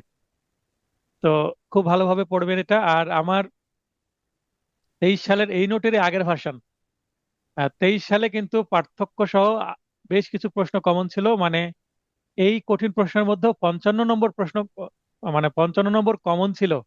আমার আগের নোটটা এর থেকে আরো ছোট ছিল, আরো কিছু মানে অল্প টপিক কম ছিল, কম আলোচনা ছিল, তারপরও 55 কমন দিতে সক্ষম হয়েছিলাম। তবে হ্যাঁ, আমি অনেক ক্লাস টেস্ট নিয়েছি, ক্লাস টেস্টে অনেক কিছু প্র্যাকটিস করিয়েছি, সেখান থেকেও কিছু কমন আসছে। আমার অনেক স্টুডেন্ট পাস করেছে। আর সময় যেহেতু 1 মাস মাত্র ছিল, অনেকের সম্ভব হয়নি। হয়তো বা আরো 1 মাস সময় পাওয়া গেলে আরো ভালো করা যেত। তো এবার আশা করি তাদের সমস্যা হবে না, ইনশাল্লাহ সবাই পাস করবে। তো আমি এটা বলতে চাচ্ছি, প্রশ্ন এই নোট আমার ছোট, কিন্তু এই নোটের মধ্যে গুরুত্বপূর্ণ জিনিসগুলোই, টপিকগুলোই আলোচনা করা হয়েছে। এবং এর সাথে তো আমার ক্লাস টেস্টের প্রশ্ন যুক্ত হচ্ছে, এবং শেষে আবার প্র্যাকটিসের জন্য ফাইনাল নোটও অ্যাড হচ্ছে। তার মানে এবার আমি মোটামুটি আহ, আরো বেশি পাশ করার মতন একটা জায়গায় আপনাদেরকে নিয়ে যাব, যেন আপনারা সহজেই পাশ করতে পারেন, প্রশ্ন কমনও পেতে পারেন। কমন প্রবলেমেটিক প্রশ্নের ল্যাঙ্গুয়েজ না পেলেও মানে কনসেপ্ট আপনারা পেয়ে যাবেন। সিচুয়েশনাল এবং সেকশন ওয়াইজ যদি আপনাদের কনসেপ্ট ক্লিয়ার থাকে, সিচুয়েশন ধরে আপনার উত্তর করে আসতে পারবেন। প্রবলেমেটিক প্রশ্নের উত্তর এক একটা গাইডে এক এক রকম আছে বাজারের। তো আপনার লজিক যদি ঠিক থাকে, তাহলে আপনি যেটা উত্তর করেন সেটাই সঠিক হবে। তবে হ্যাঁ, কিছু কিছু গাইডে আসলে খুবই মানে রিসার্চ ছাড়া লেখা হয়েছে। হয়তোবা তিনি প্র্যাকটিস করেন না, জাস্ট যারা থিওরি মানে বই পড়াশোনা করে গাইড লিখেছেন, তাদের প্রবলেম হবে কিছু কিছু জায়গায় প্রবলেমেটিক প্রশ্নে, এবং ড্রাফটিং এর ক্ষেত্রেও প্রবলেম হবে। কিন্তু যারা নিয়মিত কোর্টে যান এবং আইন পড়াশোনা করে আপনাদের জন্য গাইড লিখেছেন, নোট লিখেছেন, তাদের নোট মানসম্মত হওয়ারই কথা। এবং আমার নোটটা আপনারা যেন অল্প সময়ের মধ্যে লিখতে পারেন এবং মনে রাখাও যেন সহজ হয়, এই কারণে খুবই ইজি করা হয়েছে।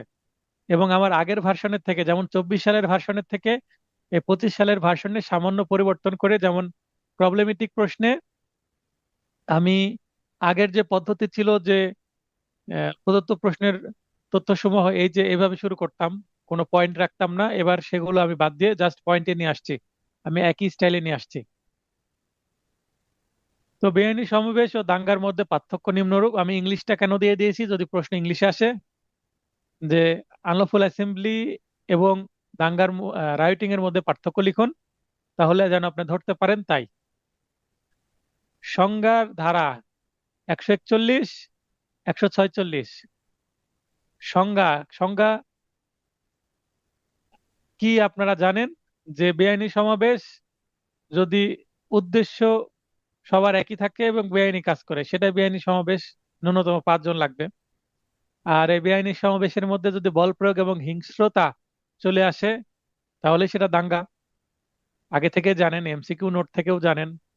অপরাধের প্রকৃতি কি, কোনটা গুরুতর? বেআইনি সমাবেশ অপেক্ষাকৃত লঘুতর অপরাধ, কিন্তু দাঙ্গা অপেক্ষাকৃত গুরুতর অপরাধ। দাঙ্গাতে কি ক্ষয়ক্ষতি হবেই, ভাঙচুর হবে। যেমন আমাদের রাজশাহী জেলার আমার যে এলাকা বানেশ্বর, নাম শুনে থাকবেন, বানেশ্বর এলাকায় আগে প্রচুর দাঙ্গা হতো। আমাদের বানেশ্বর বাজারে আমাদের কারখানা আছে। তো আমার নিজেরও বিজনেস ছিল, সেখানে ছিল। আমার মোটরসাইকেল নিচে থাকতো, যখন মারামারি লাগে মোটরসাইকেল নিয়ে পালাবো কোন দিক দিয়ে, এটা আমাকে আগে পথ খুঁজে বের করতে হতো, কারণ না হলে মোটরসাইকেল ভেঙে ফেলবে। আকাশ ভাই। আসসালামু আলাইকুম স্যার। হ্যাঁ, ওয়ালাইকুম আসসালাম। স্যার এই যে দাঙ্গার ক্ষেত্রে স্যার এখানে তো সহিংসতা হবে, তো সেক্ষেত্রে কি স্যার সহিংসতার জন্য কি আলাদা কোনো শাস্তি যোগ হবে কিনা, মানে ভাঙচুর করার জন্য বা কাউকে আঘাত করার জন্য?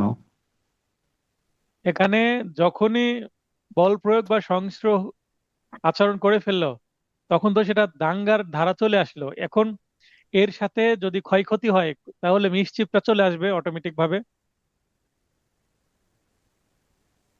জি স্যার, এটাই জানার ছিল। বাস্তবে বাস্তবে মামলা করার সময় আমরা অবশ্যই দাঙ্গার ক্ষেত্রে মিসচিপটা নিয়ে আসি, কিন্তু অধিকাংশ আমাদের দেশে এই যখনই দাঙ্গা হয় তখনই পলিটিক্যাল মামলা হয়ে যায় একসাথে। ওই মনে করেন যে 10-20 জন আছে, ওই এলাকার 100 জনের নামে মামলা দিয়ে দিল। বা মনে করেন একটা সমাবেশ চলছে, একটা নির্দিষ্ট রাজনৈতিক দলের সমাবেশ, সেখানে যদি দাঙ্গা হয় তাহলে ওই এলাকার যতগুলো পদে আছে কর্মী নেতা পাতি নেতা সবারই নাম দিয়ে দেয় মামলায়। জি sir. Voter ID, voter list থাকে না, ভোটার জি লিস্ট ধরে ধরে মামলা হয়। দেখা যাচ্ছে শিশুর নামও চলে আসে জি স্যার, দেখতেছি এলাকার, সেটা এখন তো। কিছু কিছু এখন কিছু স্যার শিশুর আওয়ামী নামে লীগের চলে আসে। আওয়ামী লীগের সবাই মামলা খাইতেছে স্যার। তো এটা পলিটিক্যাল মামলা হয়ে যায়, তখন কত ক্ষয়ক্ষতি হলো ওটার দেখে না। কিন্তু বাস্তবে সিআর মামলা হলে ক্ষয়ক্ষতি যদি কারো হয়, যেমন কারো দোকান দোকান ভাঙচুর করা হলো, তাহলে দাঙ্গার সাথে অবশ্যই মিসচিপের ধারা চলে আসবে। তখন ওই মামলায় আবার সিভিল মামলাও করা যেতে পারে ক্ষতিপূরণের জন্য। ক্ষতিপূরণের মামলা, জি স্যার। হ্যাঁ, তো এখানে আপনাদের প্রবলেমেটিক প্রশ্ন আসলে মিসচিপের সেকশন নিয়ে আসাটা কম্পালসারি না, আপনি নিয়ে আসলে আরো পারফেক্ট হবে, সুন্দর হবে। তো আপনি পড়াশোনা করছেন এবং ডিপলি ভাবছেন, এটা খুবই ভালো লক্ষণ, ভালো অ্যাডভোকেট হওয়ার লক্ষণ। কিন্তু আপনার প্রবলেমেটিক প্রশ্নের উত্তর করার জন্য এভাবে ভাবতে হবে, এবং আপনি যদি মিসচিপ নাও লেখেন তবুও ফুল নম্বর পাবেন। ক্লিয়ার? জি স্যার। কি কারণে আপনি শিক্ষানবিশ আইনজীবী, সবেমাত্র এমসিকিউ পাশ করেছেন, রিটেন পরীক্ষা দিবেন ভাই। আপনি তো আর 5 বছর 10 বছর প্র্যাকটিস করেননি যে আপনি ডিপে এত কিছু জানবেন। আপনার ফাইলিং করার সময় সিনিয়রদেরও সেকশন ভুল হয়, হতে পারে না? জি তো এই কারণেই আপনি ধরে নেন যে আপনি একজন শিক্ষানবিশ হিসেবে পরীক্ষা দিচ্ছেন, আপনি অনেক জানেন, এটা ভেবে পরীক্ষা দেওয়ার দরকার নাই। ওই কারণে ড্রাফটিং এ আপনার উত্তর অনেক গোছানো হবে, একেবারে কোর্টের স্টাইলে হবে, 10 পেজ লিখবেন এমন হওয়াটা জরুরি না। আপনি 1.5 পেজ 2 পেজ 1 পেজ ড্রাফটিং লিখেও ভালো নম্বর পাবেন, সেটা ফাইনাল নোটে আমি আপনাদেরকে দেখাবো। আমার জি স্যার, লজিক বুঝতে ইনশাআল্লাহ। পেরেছেন কিনা? জি স্যার। তো আপনাদের থেকে কিন্তু অনেক আহামরি বেশি কিছু এক্সপেক্ট করে না যারা খাতা দেখবেন তারা। আপনি ড্রাফটিং লিখতে আসছে, আপনি জাস্ট ফরম্যাট জানেন কিনা সেটা হলেই হবে। তার মানে আপনি জাস্ট একটা টিন শেডের বাসা তৈরি করতে হবে, আপনি জাস্ট ওয়াল দিলেন, ওয়ালে দরজা রাখতে পেরেছেন কিনা, 2টা জানালা রেখেছেন কিনা এটা দেখবে। আপনি বাসা তৈরি করেছেন, বাসার প্রবেশ মুখ রাখেননি, মানে ড্রাফটিং এ বেসিক ভুল করে রাখছেন, আপনাকে নম্বর কম দিবে। কিন্তু আপনি ওই একটা দরজা রাখলেন, 2টা জানালা রাখলেন, মাপটা মোটামুটি সঠিক রেখেছেন ঘরের, উপরে একটা টিন শেডও দিয়ে দিয়েছেন, মানে আপনার ঘর দাঁড় হয়ে গেছে, মানে বসবাসের যোগ্য। ড্রাফটিং এর ফরম্যাটের কথা বলছি। আপনাকে নম্বর দেওয়া হবে, আপনাকে প্লাস্টার করতে হবে না, রং করতে হবে না। ক্লিয়ার কিনা? জি স্যার। আপনি প্র্যাকটিস করতে করতে সিনিয়র আন্ডারে থাকতে থাকতে আপনি ড্রাফটিং ভালোভাবে শিখে যাবেন, পাকা অ্যাডভোকেট হবেন। কিন্তু এখন তো আপনি এত কিছু লিখতে পারবেন না, সময় স্বল্পতা এক, এত মনে রাখাও টাফ। যেমন যৌতুকের মামলায়, যৌতুকের মামলায় দেখি যে একটা কথা আমাদের মিথ্যা লিখতেই হয়। 90% যৌতুকের মামলায় আমরা একটা মিথ্যা কথা লিখি। কি মিথ্যা কথা লিখি? যে এত তারিখে যৌতুক দাবি করলো এবং বাড়ি থেকে বের করে দিল নাও দেওয়াই, এবং এত তারিখে ওই জামাইকে আসতে বললো, জামাই তার পরিবারের লোকজন নিয়ে আসলো, এসে বসতে দিলাম, নাস্তা দিলাম, তারপরে জিজ্ঞাসা করা হলো যে নিয়ে যাও, অনুরোধ করা হলো, নিয়ে গেল না, এবং সেই সবার সম্মুখে সাক্ষীদের সম্মুখে বলল যে এত টাকা যৌতুক দিলে সংসার হবে, না হলে সংসার হবে না, তালাক দিব। এই কথাটা বেসিক ভাবে আসেই। আমার সিনিয়রকে প্রশ্ন করেছিলাম যে স্যার, যেই বউকে আমি তাড়িয়ে দিলাম, তো ওই শ্বশুর বাড়ি কি আমি আবার সমঝোতার জন্য যাব সহজে? গেলেই তো বেশিরভাগ ক্ষেত্রে মারধর হবে, জামাইকে মারবে না? আকাশ ভাই, জি আপনার নলেজে কি বলে? জি স্যার, মারধর করবে। 1 মাস আগে যে বউকে আমি তাড়িয়ে দিলাম, সেই বউকে আবার নিতে যদি আমি যাই 15 দিন পর 1 মাস পরে, তাহলে আমার কিন্তু ভাগ্যে কি খারাপ আছে? তার মানে যারা এই কাজটা করবে তাদের কিন্তু উচ্চ ফ্যামিলি হলে ভিন্ন জিনিস, সে তো যাবেই না, ঘুরে তাকাবে না। নিম্ন ফ্যামিলি যদি হয়, অশিক্ষিত ফ্যামিলি হয়, তাহলে তো আড়াই যাবে না যে আমি ওই দিকেই যাব না, গেলেও অভিভাবককে পাঠাবে, নিজে যাবে না। কারণ যদি ওই বউয়ের ভাই ব্রাদার থাকে তারা কিন্তু পেটাবে ভগ্নিপতি বা দোলা ভাইকে, তাই নাকি? জি স্যার। তো তো এখানে আমরা লিখি যে খবর দিলাম, আসলো, নিয়ে যেতে বললাম, নিয়ে গেল না। আর আমরা যেদিন ডাকতে বললাম সেদিন সুন্দরভাবে আমার সাক্ষীরা উপস্থিত ছিল। এত এত সুন্দরভাবে লিখলাম কারণ সাক্ষীদের সামনে ঘটনা ঘটেছে। মানে 100টা মামলার ক্ষেত্রে 99টা মামলায় এই ধরনের কোনো ঘটনাই ঘটে না। মানে জামাই আসে না, নিয়ে যাওয়ার সময় ওই শ্বশুর বাড়ি এসে যৌতুক দাবি করে, এই ধরনের দুঃসাহস কিন্তু কারো নাই। শ্বশুর বাড়ি এসে শ্বশুর বাড়ির সাক্ষীদের সামনে আপনার মেয়েকে নিয়ে যাব, এত লক্ষ টাকা যৌতুক দেন, এই কথা কেউ বলতে পারে? এটা বাস্তবসম্মত কথা বলেন তো? না স্যার। কিন্তু মামলায় লিখতে হয় কেন? আমি স্যারকে বললাম, স্যার কেন লিখবো? আমি লিখতে পারি যে হ্যাঁ আমার শ্বশুর বাড়িই লিখেছে। তো আমার সিনিয়রকে যখন প্রশ্ন করলো, সিনিয়র বলে যে আসলে মামলার প্লেস অফ অকারেন্স মানে ঘটনা স্থান শিফট করতে হয়। হ্যাঁ। আহ, ভাই সিব্বির আহমেদ বা সাব্বির আহমেদ, আপনি একটু লাইনে আসবেন। আপনি হাত উত্তোলন করেছেন। তো এটা কেন করতে হয়? কারণ প্লেস অফ অকারেন্স শিফট করতে হয়। কারণ আমি মেয়েটার পক্ষে মামলা করছি, স্ত্রী। তিনি যে সাক্ষী দিবেন, তার বাবার বাড়ির এলাকার লোকজন তার সাক্ষী হিসাবে আসবে আদালতে।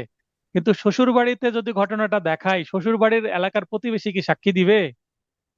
না আকাশ ভাই, স্যার। পয়েন্ট পয়েন্ট ধরতে পেরেছেন? জি। তো মামলাটা প্রমাণের স্বার্থে যদি আপোষ না হয়, সেক্ষেত্রে মামলা তো সাক্ষী দিয়ে প্রমাণ করতে হবে। তাহলে মেয়েটার শ্বশুর বাড়ির এলাকার মানে ছেলের বাড়ির আশেপাশের কেউ কি সাক্ষী দিবে তাদের বিরুদ্ধে? তার প্রতিবেশী দেয়? না, দেয় না স্যার। তাহলে মেয়ের বাড়ির আশপাশের লোকজন সাক্ষী দেবে, মেয়ের বাবা মা দিল। তাহলে এই আত্মীয় পাশে স্বজন দেখবেন। আত্মীয় স্বজনের মধ্যে হোক বা প্রতিবেশী, একটা একটা দুইটা তো নিরপেক্ষ সাক্ষী লাগবে। তাহলে জি। শুধুমাত্র ফ্যামিলির সাক্ষী দিয়ে মামলা প্রমাণ করলে হবে না। তো এই কারণে আমরা ওই শ্বশুর বাড়ির ঘটনাকে কি করি, বাবার বাড়ির ঘটনা বাপের দেখাই বাড়িতে দিই। বাপের বাড়িতে নিয়ে যায়। পয়েন্ট বুঝতে পেরেছেন কিনা? জি স্যার। তো এগুলো হচ্ছে প্র্যাকটিসের বিষয়, যেইটা আপনি প্র্যাকটিস করতে করতে জানতে পারবেন। এইটা আপনি নতুন আইনজীবী হিসাবে, শিক্ষানবিশ হিসাবে অনেক সময় জানতে নাও পারেন। সহিংসতা, বেআইনি সমাবেশে সহিংসতা আবশ্যক নয়, অন্যদিকে দাঙ্গাই তো থাকতেই হবে। আপনার নাকের নিঃশ্বাস চলে আসছে শিব্বির ভাইয়ের। শিব্বির ভাই, জি, আপনি কি আসসালামু বলতে আলাইকুম। চাচ্ছেন? ওয়ালাইকুম আসসালাম, বলেন আসসালামু কি বলবেন? স্যার, ওই যে দাঙ্গাতে বলছেন যে প্রত্যেকের হাতে লাঠি থাকতে হবে, যে হাত সবার হাতে না থাকে, যদি ধরেন দুইজনের হাতে আছে স্যার, হুম। আর ওই দুইজনের কি এই যে আহ, শাস্তি হবে আর বাকিগুলার শাস্তি হবে না, কোনটা হবে স্যার এখানে? এখানে দেখেন দুইটা তো সেকশন আছে। 147, যাদের হাতে লাঠি নাই তাদের 147, যাদের হাতে লাঠি আছে বা অস্ত্র আছে, মারাত্মক অস্ত্রের কথা বলেছে, লাঠি জি না, স্যার। ধারালো এ অস্ত্র থাকতে অস্ত্র, হবে। জি, যাদের কাছে ধারালো অস্ত্র। ধারালো অস্ত্র তাদের জন্য 148, যাদের হাতে ধারালো অস্ত্র নাই, সাধারণ অস্ত্র বা অস্ত্রই নাই, খালি হাতে, তাদের 147। জি স্যার, 148 ধারার মধ্যে ধরেন এই আমরা 10 জনের মধ্যে 3 জনের হাতে আছে, বাকি 7 জনের হ্যাঁ। হাতে নাই। হুম। এই ক্ষেত্রে এই ক্ষেত্রে ওই 3 জনের শাস্তি আলাদা হবে না, বাকি 7 জনের যেভাবে হবে ওই যে বেআইনি সমাবেশের এই অস্ত্রসজ্জিত সহ যে আইনটা, ওই আইন প্রয়োগ হবে, না এই 148 ধারার আইনটা প্রয়োগ হবে? 10 জনের মধ্যে 3 জনের কাছে মারাত্মক অস্ত্র আছে, তার এই 3 জনের জন্য 148, আর বাকি 7 জনের জন্য 147 হয়ে যাবে। যে ওই যে আবার লেখা আছে যে এই ক্ষেত্রে দাঙ্গায় অংশগ্রহণকারী প্রত্যেক সদস্যের নিকট মারাত্মক অস্ত্র থাকতে হবে বলছে এটা স্যার। লিখার কারণ হচ্ছে যে 148 ধারায় যাকে যাকে শাস্তি দেব তাদের প্রত্যেকের হাতেই থাকতে হবে, এটা বোঝানোর জন্য, যেন আপনার জি। ওই আনলফুল অ্যাসেম্বলির সাথে এই রাইটিং এর মধ্যে মানে আপনার ওভারল্যাপিং না হয়, কনফিউশন তৈরি না হয়। এই কারণে এটা বেয়ার একটা এই কথাটা লেখা আছে। বুঝতে পেরেছেন? জি স্যার। আচ্ছা স্যার। তার মানে জাস্ট একটু পার্থক্য রাখা হয়েছে দাঙ্গার ক্ষেত্রে আর জি। ওখানে। কারণ এখানে পার্থক্য কেন রাখা হয়েছে, লজিকটা বলি। বেআইনি জি। সমাবেশে মারাত্মক অস্ত্র হাতে থাকে কিন্তু সেটা প্রয়োগ হয় না। আবার বলি, বেআইনি সমাবেশে মারাত্মক অস্ত্র হাতে থাকে কিন্তু সেটার প্রয়োগ হয় না। কিন্তু দাঙ্গায় মারাত্মক অস্ত্র হাতে থাকলে সেটার প্রয়োগ হয়, ক্ষতি হয়, ক্ষয়ক্ষতি হয়। বেআইনি সমাবেশে আহ, আপনার চেয়ার, তারপরে টেবিল, এগুলো ভাঙচুর হয় না। যদি একটা চেয়ারও ভাঙা হয় সেটা কি হয়ে যাবে, দাঙ্গা হয়ে যাবে। বেআইনি সমস্যা, জি। কারণ আপনি একটা চেয়ার তুলে ভেঙে ফেললেন, মানে বল প্রয়োগ করলেন, তাই নাকি? জি স্যার। তার মানে সেটা বেআইনি সমাবেশ হলো না, দাঙ্গা হয়ে গেল, আপনার 147 ধারার অপরাধ হয়ে গেল। ক্লিয়ার কিনা? জি জি স্যার। তো এই কারণেই আমি ওই লাইনটা রেখেছি, যেন কনফিউশন না হন। সিচুয়েশন দিয়ে দিল আপনার, প্রশ্ন যেভাবে হোক না কেন, এখান থেকে তো আপনাকে ভবিষ্যতে অ্যাডভোকেট হলে আপনাকে ফাইলিংও করতে হতে পারে, বা ডিফেন্স লয়ার হিসেবে আসামির পক্ষেও আপনাকে বেল হিয়ারিং, জেরা বা ক্রস এক্সামিনেশন করতে হতে পারে, আর্গুমেন্ট করতে হতে পারে। তো আপনার শিখে জি রাখলে স্যার। আপনার সারা জীবন কাজে লাগবে। জি স্যার। আচ্ছা, অসংখ্য ধন্যবাদ আপনার লাইনে আসার জি সাহস স্যার। দেখানোর জন্য। আচ্ছা, আসসালামু আলাইকুম। আচ্ছা, আপনারা লাইনে থাকলে এই মাউথ পিসটা একটু নাক থেকে দূরে নিবেন, কারণ অনেক সময় নাকের নিঃশ্বাস আসলে রেকর্ডিং এর শব্দ চলে আসে। জানমালের জি ক্ষতি, স্যার। বেআইনি সমাবেশে জানমালের ক্ষতি হয় না, একটু আগে বললাম। চেয়ারও ভাঙে না, কিছু করে না, খালি চিল্লাচিল্লি হয়, বিশৃঙ্খলা হয়। কিন্তু দাঙ্গায় জানমালের ক্ষতির হওয়ার ব্যাপক সম্ভাবনা থাকে এবং হয়। আমি ওই ভয়েই আমার মোটরসাইকেল নিয়ে দূরে রেখে আসতাম।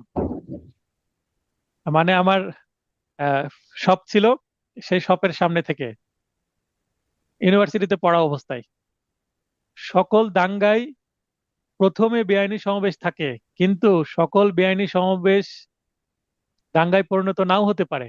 তার মানে আমরা সবাই শিশু ছিলাম, শিশু থেকে কি হয়েছে, বড় হয়েছে, অ্যাডাল্ট হয়েছে, কেউ অ্যাডাল্ট অবস্থায় জন্মগ্রহণ করেনি। তার মানে দাঙ্গা হচ্ছে ওই বেআইনি সমাবেশেরই হচ্ছে একটা কি সেকেন্ড স্টেপ, সেকেন্ড স্টেজ বা মারাত্মক স্টেজ। তার মানে দাঙ্গার মধ্যে বেআইনি সমাবেশ তো থাকবেই, কিন্তু দাঙ্গা বেআইনি সমাবেশে মানে বেআইনি সমাবেশ থেকে দাঙ্গায় রূপ লাভ নাও করতে পারে। অনেক শিশু কিন্তু বড় হওয়ার আগে মৃত্যুবরণ করতে পারে। তার মানে বেআইনি সমাবেশ প্রথমে সাধারণ সমাবেশ, তারপর বেআইনি সমাবেশ, মানে শিশু জন্ম হলো, শিশু হলো, কিশোর হলো, কিশোর অবস্থায় মারা গেল, অ্যাডাল্ট হলো না। তেমনি বেআইনি সমাবেশ হলো, শুরু হলো, দাঙ্গা হওয়ার আগে শেষ হয়ে গেল। ক্লিয়ার হলো?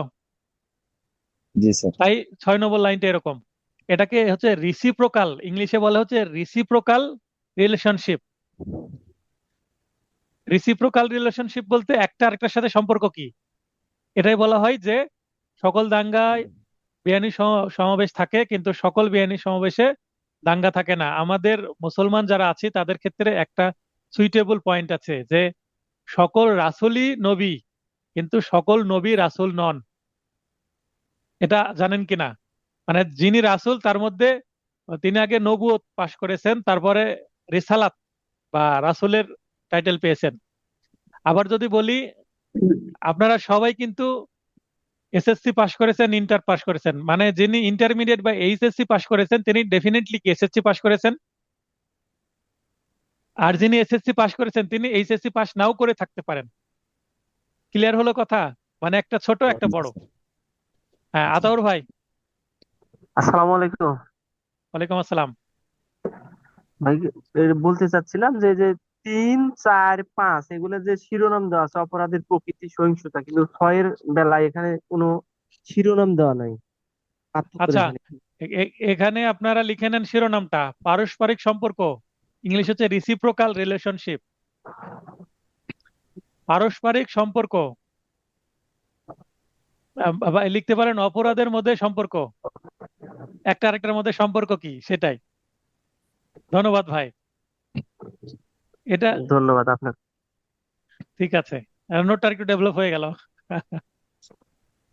আচ্ছা, ক, খ, গ, ঘ এবং উ মারাত্মক অস্ত্র সহ চ এর বাসায় প্রবেশ করে ক ও খ চ এর হাত চেপে ধরে এবং গ ধারালো অস্ত্র দ্বারা চকে আঘাত করে। তাহলে এখানে প্রবেশ করলো কিন্তু 5 জন, যদি গুনি তাহলে এখানে দেখবেন 5 জন আছে।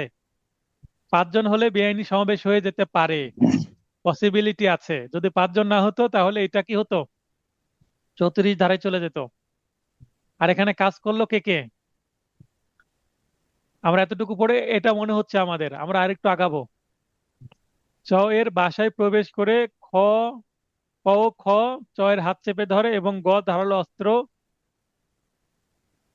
দ্বারা চকে আঘাত করে। তার মানে এবার ক খ দুইজন এসে দুইটা হাত চেপে ধরলো, একজন ডান হাত একজন বাম হাত, আর একটা অস্ত্র বের করে আঘাত করলো চকে। তার মানে তিনজন অ্যাক্টিভ পার্ট প্লে করলো, আর বাকি দুইজন ঘ এবং উ এখনো কিছু করেনি, জাস্ট প্রবেশ করেছে। ঘটনাস্থলে মারা গেল। উক্ত ঘটনায় কে কিভাবে অভিযুক্ত করা যায়? এখানে প্রশ্নে অ্যাড করা যেতে পারে উক্ত ঘটনায় কে কিভাবে অভিযুক্ত করা যায়, বা উক্ত ঘটনায় এবং উভয়কে কিভাবে অভিযুক্ত করা যায়। তার মানে যেই দুইজন বসেছিল জাস্ট নীরব দর্শকের ভূমিকা পালন করলো, জাস্ট অনধিকার প্রবেশ করেছে, আর কিছুই করেনি, তাদের কি হতে পারে আমরা দেখব। সংশ্লিষ্ট আইনের আলোকে আলোচনা করুন। Problematic question. ঘটনা বিচারের বিষয় প্রশ্ন থেকে প্রাসঙ্গিক আইন। এখানে দেখেন যে যেহেতু এটা বেআইনি সমাবেশ, আমরা এখানে 149 ধারা রেলিভেন্ট হবে, 34 ধারা এখানে হবে না। কারণ এখানে বেআইনি সমাবেশের সদস্য হিসাবে তিনজন কাজ করেছে, দুইজন বসে থেকেছে। 149 ধারায় কি বলা হয়েছে? যে বেআইনি সমাবেশের সদস্য যদি হয় এবং সবার উদ্দেশ্য যদি হয় এক, নিশ্চয়ই ক খ গ ঘ উ এই পাঁচজন এই চকে মারতেই গিয়েছিল তার বাসায় এবং মেরে ফেলেছে। তো এবং ঘ এবং জানতোই যে এখানে চকে মেরে ফেলা হবে। তার মানে এদের কি কমন অবজেক্ট ছিল? 149 ধারা এটা মিলে গেল। এত ধারার বিধান মতে অত্র ধারার অধীন, এখানে যুক্ত করে দিবেন। অত্র ধারার অধীন কোনো ব্যক্তিকে অভিযুক্ত ও দণ্ড প্রদান করতে হলে কিছু শর্ত পূরণ করতে হয়। শর্তগুলো হলো, তিনি অবশ্যই কোনো না কোনো বেআইনি সমাবেশের সদস্য হবেন এবং উপস্থিত থাকবেন। তাহলে বেআইনি সমাবেশের সদস্যও হয়েছেন, আবার উপস্থিতও থেকেছেন।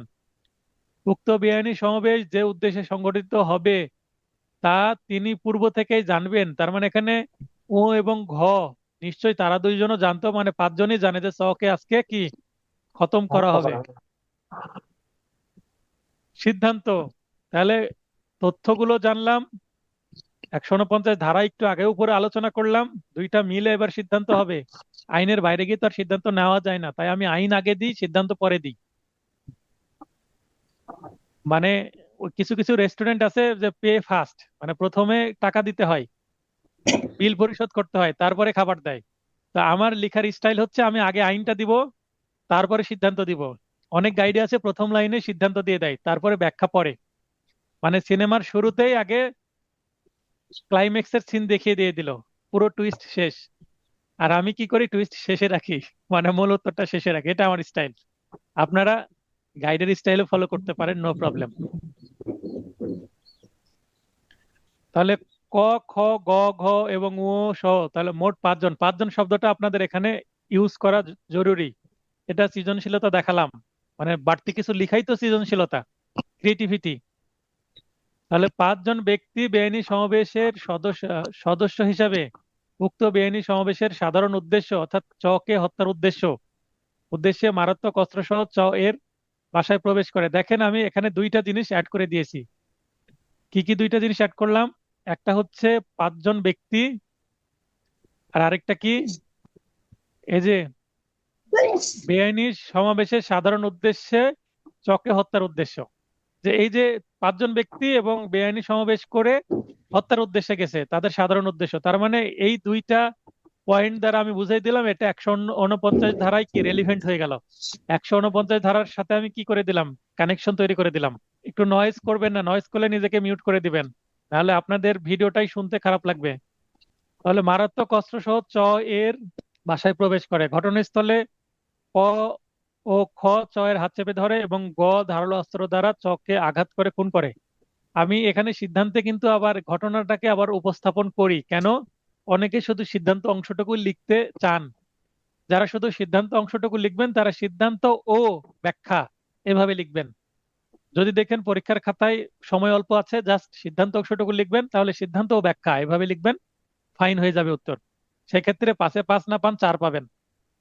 এখানে দণ্ডবিধি 1860 এখানে ইংলিশে আইনটা লেখার চেষ্টা করবেন, পেনাল কোড। তবে ধারাটা বাংলায় লিখলে সমস্যা নাই। 302 ধারায় খুনের অপরাধ সংগঠিত হয়েছে। উক্ত ঘটনায় যদিও ঘ ও উ এর খুনে সক্রিয় অংশগ্রহণ নেই, আমি ঘ এবং উ দুইজনের কথাই বললাম।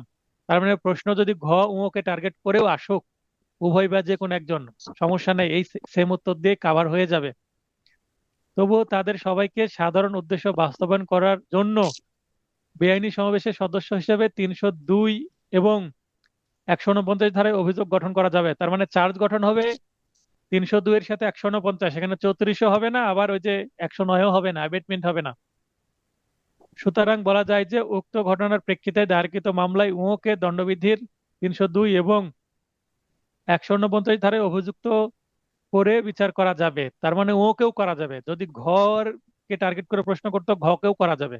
তো আজকের আলোচনার বিষয় এখানে, কারো যদি কোনো প্রশ্ন থাকে প্রশ্ন করতে পারেন। যেমন এখানে কিন্তু আমি মিসচিফ এর সেকশন নিয়ে আসিনি, সরি মিসচিফ বলছি, এই ট্রেসপাস, মানে এই যে জোর করে একজনের বাসায় প্রবেশ করেছে। দেখেন প্রশ্নের মধ্যে লিখা আছে কি, ক খ গ ঘ এবং উ মারাত্মক অস্ত্র সহ চয়ের বাসায় প্রবেশ করে। এখানে চয়ের বাসায় প্রবেশ করে। এর আগে সোহাগ ভাই আছেন নাকি ক্লাসে? সোহাগ ভাই, সোহাগ ভাই যদি ক্লাসে থাকেন,